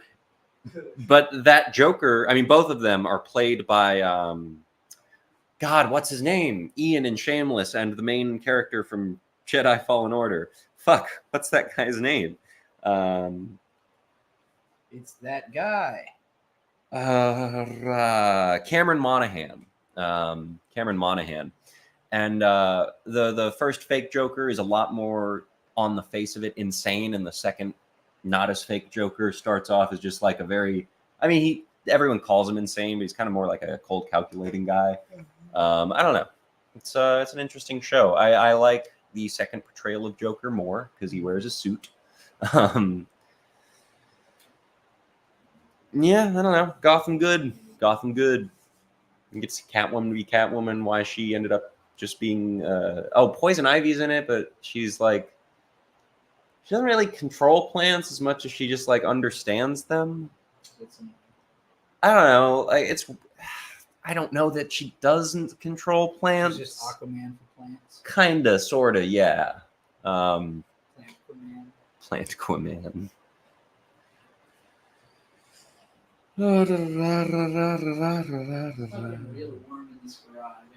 Yeah, it is. I don't know. I was standing out in the sun for an hour just now, so Brutality. I didn't want to get back in the car because I was like, I don't want them to think I'm hit and running. Right. Any Harley portrayal? There is a Harley portrayal, but she dies, and when she dies, her name is Echo. She's very much Harley Quinn by the end of the show, but she ends up dying, and the Joker says something to the effect of like, "Oh, Echo, my Echo, there will never be another one like you." And then when she's dead, he goes, "But there's plenty of other fish in the sea." Anyone gonna watch Isekai Suicide Squad? I'll watch the first episode at least. Is it out? I watched the first episode of the what's it called? femboy isekai this morning. Do you know what I'm talking about? No. It's like this cute little femboy who's an isekai, and he's just like an overpowered guy. Oh, okay. It It's was alright. Suicide Isekai is coming out June 27th. We will be in Philadelphia at that point. It's probably the very first thing starting from next season then, because July is usually when the next season starts. So everything's probably wrapping up right now. People have been okay. So I said on Twitter that I was probably going to do the Astro Score Sucks season 2, and people kept saying like, "Well, you got to pick like a new show and do it about a new show that sucks." What new show sucks? I don't know that there is a new show that sucks. Like the Seventh Prince thing is pretty good. What sucks, guys? I need to know a show that sucks. I can't just make up a shitty show to make fun of. Everyone's like, pick a modern show. What show? Mushoku Tensei is too popular. Shitting on Mushoku Tensei doesn't work. I made a video about what was good about that show, and I got a ton of views. I made several videos about what sucks about that show. I got no views. So I don't think shitting on Mushoku Tensei works. People like it too Spice and Wolf remake? much. Migi and Gali? I've never heard of that. Or Migi and Dali? Yeah, I've never heard of that. An Archdemon's Dilemma, How to Love Your Elf Bride. That sounds bad. That does sound bad. What a Re-Monster is it? Wait. Is Re-Monster bad though? I mean, everyone hates it. I know that. Why does everyone hate it? What's wrong with it? Because I think, I don't actually know. Oh, wait, this isn't another monster is the monster thing. Okay. You were thinking of the Monster. sequel to Monster. Yeah. Jellyfish Can't Swim in the Night was good. I watched the first episode of that on stream, and it was good. That was good. The Seventh Prince is good. I need a shitty anime. If Re-Monster really sucks, I guess maybe. I mean, I know that manga was fairly popular for a while. I don't know if the anime is popular. Oh, the funniest thing, and it makes sense. Funniest thing about the car accident is like, dude's side airbags deployed, and he was on the phone with emergency services, and he was like, "Well, can I drive with the airbags gone?" And they were like, "We don't recommend it, but we can't stop you." And then he just did it. He drove off with the airbags deployed? Yeah, I mean, it wasn't all of them; it was just the side airbags. Okay. Strange. The 100 Girlfriends show. I mean, that Eh. was. I didn't like it. It wasn't like shitty. The banished former hero lives as he pleases, and gods come play.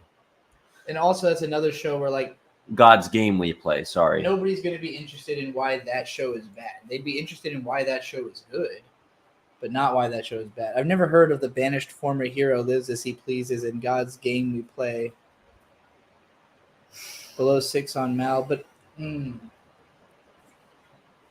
I feel like it would be really, really difficult for me to explain the methodology behind how I make videos. in a way Landon that said, "Do anybody's it just gonna to be able piss help Vic and Hope off." I'm not trying. We're Why not. would I do that? We like Vic and Hope. That's not Do fair. Love Live, a loving thesis. Is that a bad Love Live, Landon? I thought you liked Love Live. No, he's saying make a video about why Love Live is so good. Oh, it's not. I don't know. The only time I've watched Love Live was with you, Landon. The whole time I was like, why the fuck are we watching this? Love Live does suck. Heard that Kaiju 08 is kind of disappointing. I mean, really the liked first the first episode was episode. good. Yeah. Although, you're the 3-episode test person, right? I'm the don't do a 3-episode test. Oh, well, okay. I'm the drop it within 5 minutes if it's. Also, how about Windbreaker? I remember thinking that was kind of goofy. Well, I liked the first episode kind of. Nino has told me that manga is like goated. I've heard that too from coworkers, actually. Yeah, Nino said like Windbreaker is an absolute like must. He said the anime was great too, but that the manga is ultimately goated. He's big into delinquent stuff. It's like the modern delinquent manga, so.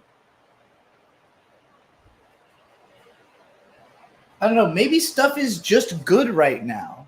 Like, could it be that stuff just is good? Like, that maybe anime and manga are just good now? Because to me, I think the interesting thesis to approach Asterisk War Season 2 would be like, hey guys, we fixed it. Like, all this stuff that I was complaining about, we fixed it. You know, like, turns out they don't make them like this anymore. They make them like this now. they make them better. I don't know. Some of them suck, but there's an SAO adaptation coming this summer. Death March to the Parallel Rhapsody is so old now. That wouldn't count as a modern show. The reason I'm bringing this up is, again, I tweeted that I was going to make season 2 of the Asterisk War Sucks probably next year because that will be the 10-year anniversary. I had thought it was this year, but it's not. It's next year. I got a bunch of people responding saying, yeah, I know, I hate that.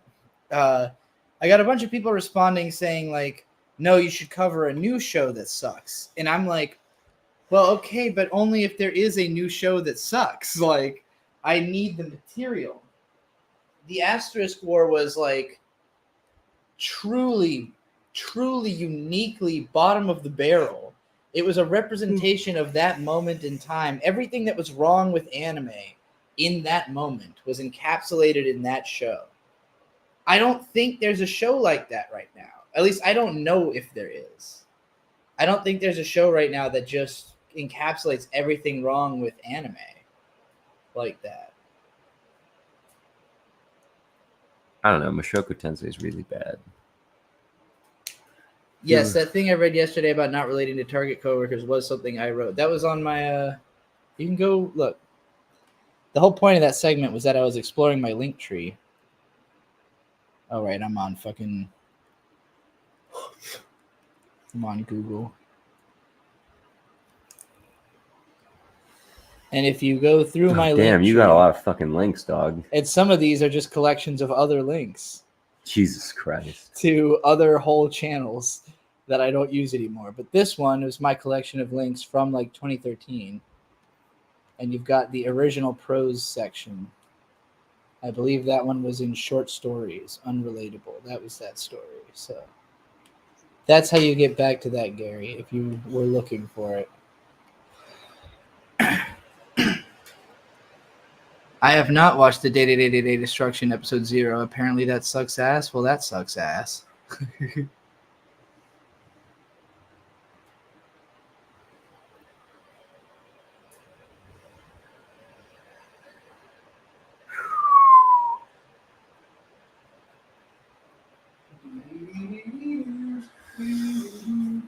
Oh, I wish the Elden Ring DLC was out, because that would be a great, I don't know, like, being on stream's fine, but, like, to decompress, I would love to just go fucking play some Elden Ring. I have to re-download Elden Ring. Shit. What if you were live streaming yourself playing Elden? I mean, maybe. I don't know. I've done that before. Yeah, but never without me there. What if you, while I'm streaming this, we're separately streaming Elden? It's going to take, like, 6 hours for it to re-download. Oh. I don't have it downloaded on my computer. I beat the game 7 times. I think it's downloaded on this computer. It might be. Or maybe on a hard drive. No, it's on a hard drive. You're right. Well, because I think I re-downloaded it to this computer recently, but I might have deleted it also because I needed space. I'm not sure. Let's see what Steam says.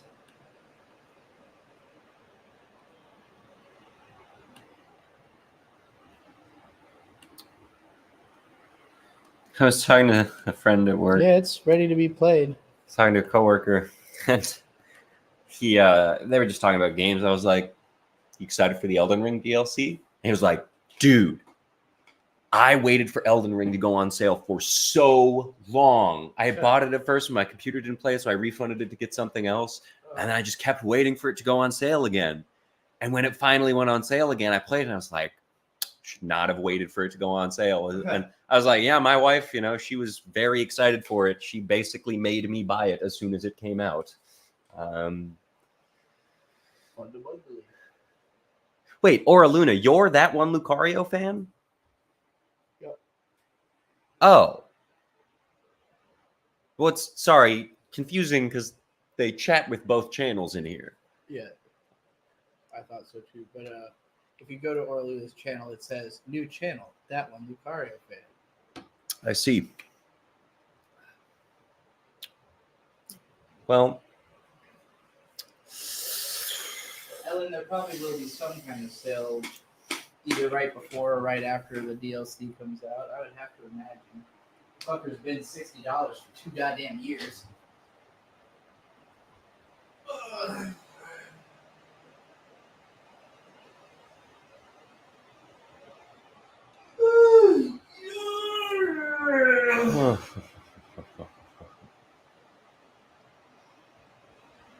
Bird, yeah, sweet. tell them things. I don't. Play them in video. Play them in video. Open up the game. You want me to play Does Finland Exist? No again? No, not Finland. No. Play them in non-Finland related video. I can't think of a non-Finland related video right now. Do you want to stream or just play Elden Ring on that computer? No, I'm all right. I'm gonna we still have pizza, right? Yeah. So 2 big slices. I'm gonna reheat some pizza and eat that pizza and maybe pass it up. Oh boy. What time do you get to work tomorrow? I don't know. I don't care. You're just tired. Oh yeah, because you had a whole accident. Well, I'm going to 5. I'll work at 5 tomorrow. Before too very long, move to the office once my dad is off work, so that I'm no longer in this hot ass fucking garage. I'm gonna finish this goddamn Jujutsu Kaisen versus Evangelion video if it kills me. I think I've handbroken the files now too. Are they all done? Have all my files been handbroke? We've got the show. Where's the movies? We've got the end of Evangelion. Sweet Jesus. It's Downloaded. Kind of looks like ass, but whatever. Let's see. We got 2.0. We got 1.0. All right. I think I downloaded 3.0, but I haven't put it through. Haven't put it through this yet. Right? Did I not go back and re-download Thrice Upon a Time? I thought I did.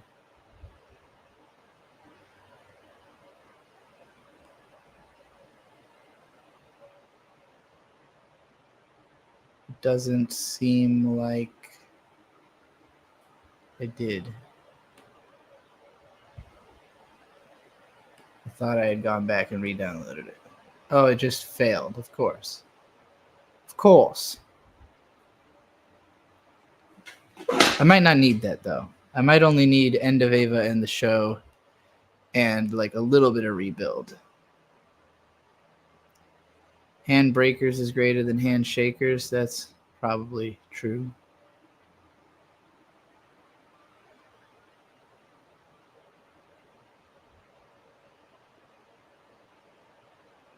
Okay, let's see.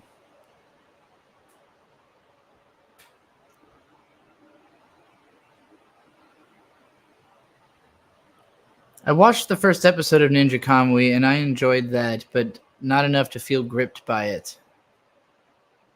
One of the lowest rated shows was The Banished Former Hero Lives as He Pleases. That ended today. Or Luna, you are free to upload any clips you want. The more other people take clips from my live streams, the more I don't have to. Because I'm just going to put it in my playlist of my clips anyways, which will be just as available to anybody as me uploading it to my own channel would be. It also makes me look really popular and cool if other people are uploading my stuff for me. So that also helps.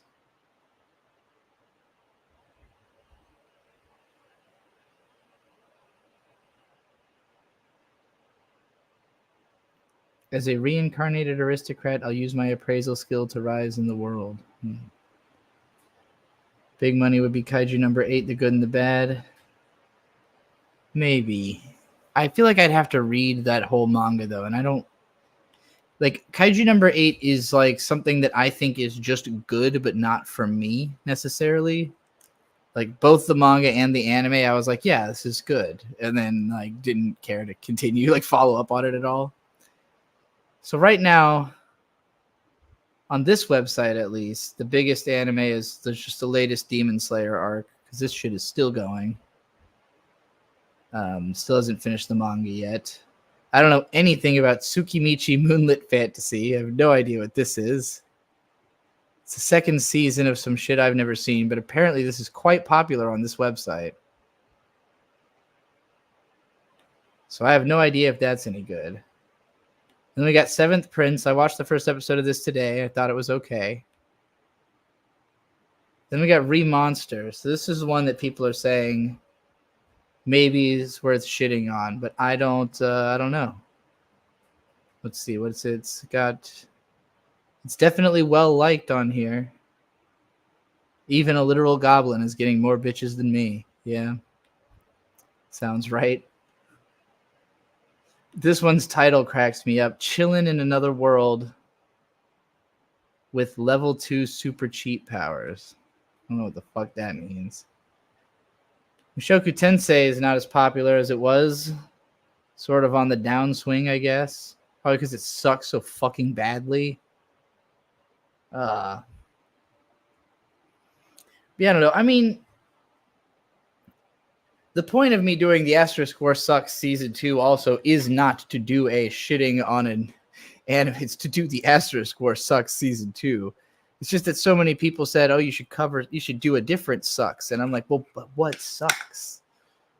Does anything actually suck that much?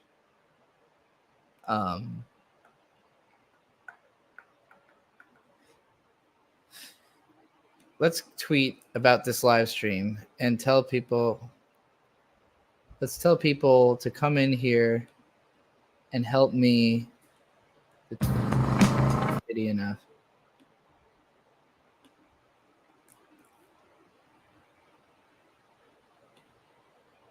Maybe this will help. I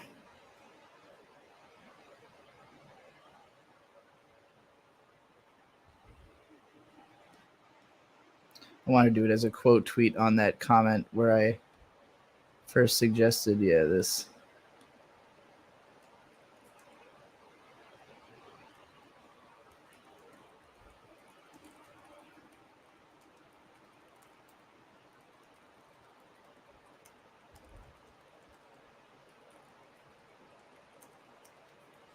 Now, I am planning to do a whole like big, sucks video on Eric July's writing. Like all of the Rippaverse comics. I plan to do just like a Rippaverse sucks, and go through all of them.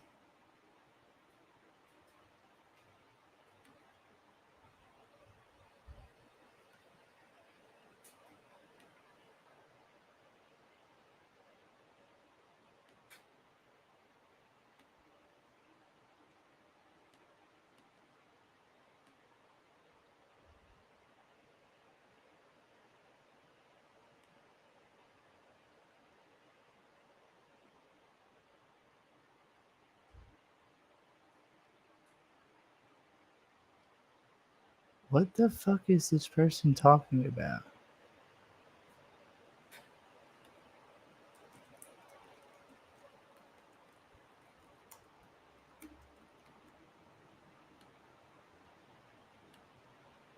Some people they write in a way where it's like they think you're inside of their brain. And I'm like, I don't know what you're fucking talking about. Like, you need to add more context to what you're saying. It gets really frustrating sometimes.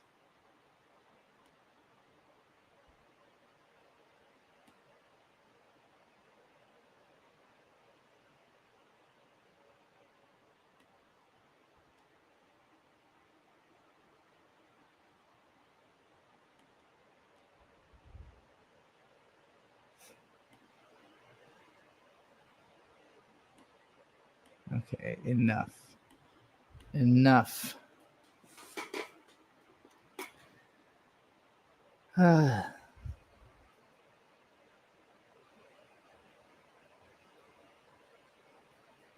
someone that's not glorifying Mushoku Tensei. I mean, it's very bad. It's very, very bad.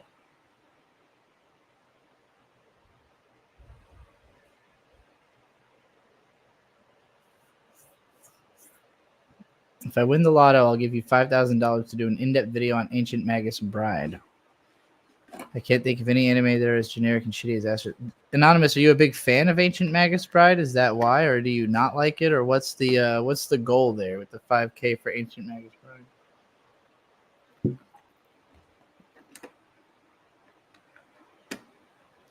Hey, Tamako Market's good. What are you talking about?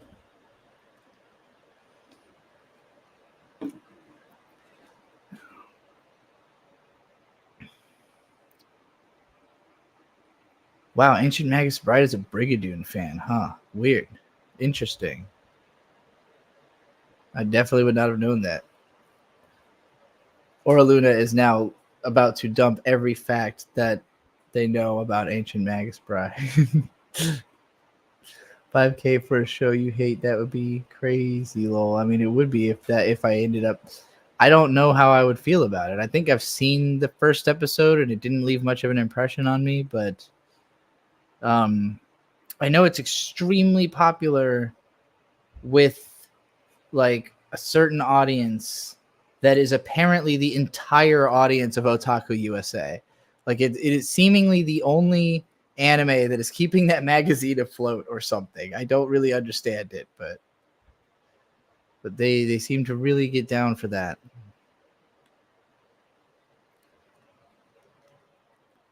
What is it about? What is the what's the draw? Is it the characters, the world, the story, the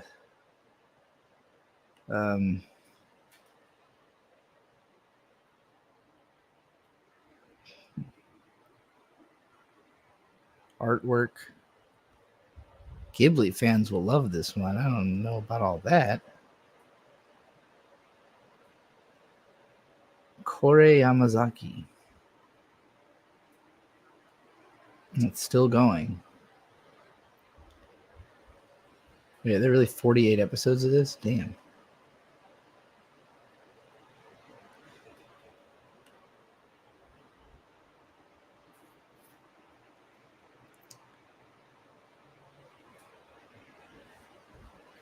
Frog Tony says, after last night, I think I now have to declare you the dumb one of the group, Trixie. Why? What did I do last night, Frog Tony?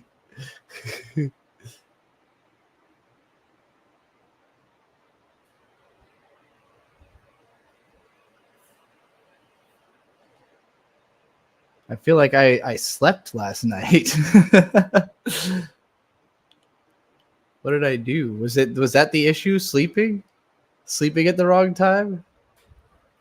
I don't remember doing anything. Oh, because of Mint's IQ being 125. I see. I haven't taken one of those tests in a long time. Typically, I test around 130 when I take online tests. So I did not feel threatened by Mint's score because I've always tested 130 on internet IQ tests. But I have also gotten dumber over time, and I've smoked a lot of weed. Do you have the link to the one she took? Does anybody have know what IQ test Mint took? Because I'd be down. I'd be down to do it. I don't know if she just did like first Google result IQ test or something.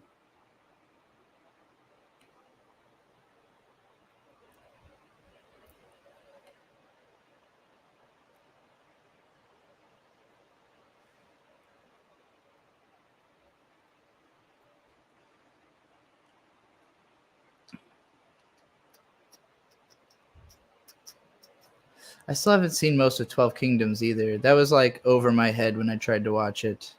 And then they played some of it on this anime network I was watching, but it was dubbed, and the dub was just insufferable, so I couldn't sit through it. Mint is not stupid. I don't know why everyone thinks sluts and or sex models have to be stupid. Well, and it's also that she's autistic. So, like, I think that the way she communicates might make her seem, you know, just different. But like when you actually get into what she knows and what she's capable of, it's always surprising. Like she's got the competency, you know, like to me, IQ is a measure of competency. Like how quickly do you get things, you know, how quickly do you see how quickly can you figure out what you're being asked and come up with the correct answer, you know? And some people will like try to come up with an answer right away, but it's the wrong answer, you know? Or some people really have to think for a second to get to the right answer. Or some people really have to think for a second and still can't get to the right answer, you know? But like, if you have the ability to like think about it for a couple seconds and get it, that's like a decent IQ, you know? And that's where Mid's at. That 125 range is like, yeah, this is like relatively smart. Now, Riley, I don't know how much he wants to be said. You know, I don't know how much he wants to be demystified, but as far as I know, he's really intelligent. Like he tested ridiculously high back in like high school, but he also like has destroyed his brain. So he insists that he is not as intelligent as he used to be. That like his literal IQ has gone down from just the amount of, you know, the amount of stuff he's done to his brain. He insists that his IQ has gone down. So it's possible that he has lowered his IQ all the way down into the trenches. But as far as I know, he's pretty intelligent, pretty goddamn intelligent. Kind of person who I met him, I was like 28, he was 23, and I was like, why do you seem like you know what's going on more than I do? You know? Hence why we work together. But it doesn't matter how much you break supposed kayfabe on stuff like this, because people will believe whatever they want to believe. I can tell you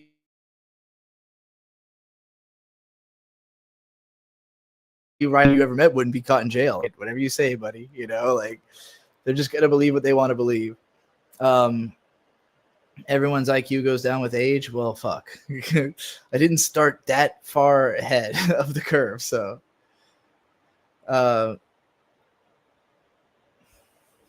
Mint commented, thank you for this cool vid on my Yig Studio and the Mister of What the Fuck This Poster Is video. So they are genius. What is that video? I haven't seen Yig Studio and the Mystery of What the Fuck This Poster Is.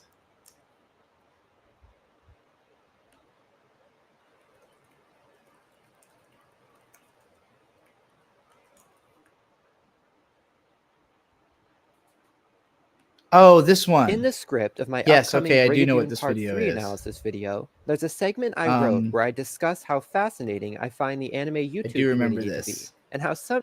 It's about this poster. My first idea was to try searching on. And how my you were first unable to idea- find it anywhere.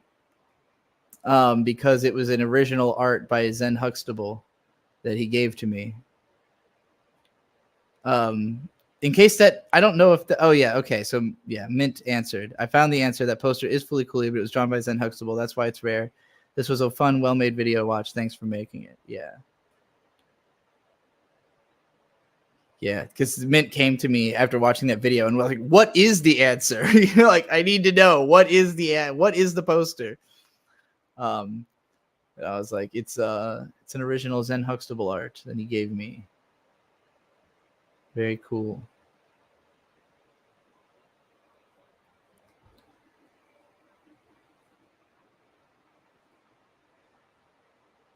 But yeah, I mean, IQ probably is somewhat, it is pseudoscience, but like, you know, the point of it isn't for you to be like, oh, this is my exact determination of where I am. It's more like a general gauging of like, am I above the bell curve? Am I below the bell curve? Am I on the bell curve? You know, like if you consistently test 125 to 135, you're like, okay, I'm probably around there, you know, like I don't know that I'm exactly where in that range, but you know, above the bell curve, good place to be, I think.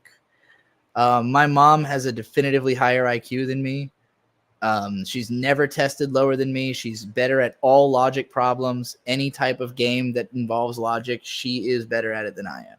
If I discover a puzzle game I like a little bit, I will give it to my mom, who will then master it. Like, do I think my mom is smarter than me, like in all aspects? I don't necessarily think so. I think she has better problem solving skills, you know? But I think that I think that where IQ tests are limiting is that the answer to each question is in there. You know, like every question is finite. You are finding the answer to a question that has an answer. I think it's a lot, to me, the real test of intelligence is whether you can find answers where there are none. You know, like, can you make sense of something that doesn't make sense? That is that's the thing that I am looking for, you know? I think that's why there's a lot of autistic people with high IQ, is like, you can be capable of understanding things within the parameters that are established, but, you know, struggle with the imagination part, struggle with the part where you have to go beyond what was already established, you know? And you need both to be really great as an artist. Like, you need a bit of both sides of like the understanding, because there's some people who like can look at a photograph and then just replicate it, you know, but then could not whole cloth imagine something. And then there's people who, you know, can imagine something but could never replicate something, and there's a whole lot in between, you know. Can I give an example of sense out of nonsense? Making a sentence, like literally speaking words. There's nothing there. Like, how do you decide what words are appropriate? You know, it is nonsense that this entire interaction is happening. It's only that, like, I keep deciding to make it happen. You know, I keep over and over again going like, all right, say another sentence that makes enough sense to follow that previous sentence, you know, like, that is its own skill. And I think that is apart from IQ. There's an element of IQ needed to be able to do that. But am I going to edit the video?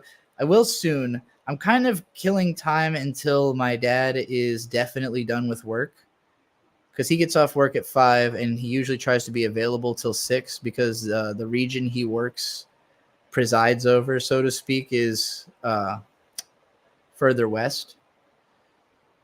So, you know, I'm letting some more time pass before I move to the office, where I'm then going to do the edit, because frankly, I like to be comfortable when I'm editing, and it's fucking warm in this garage. It is fucking warm.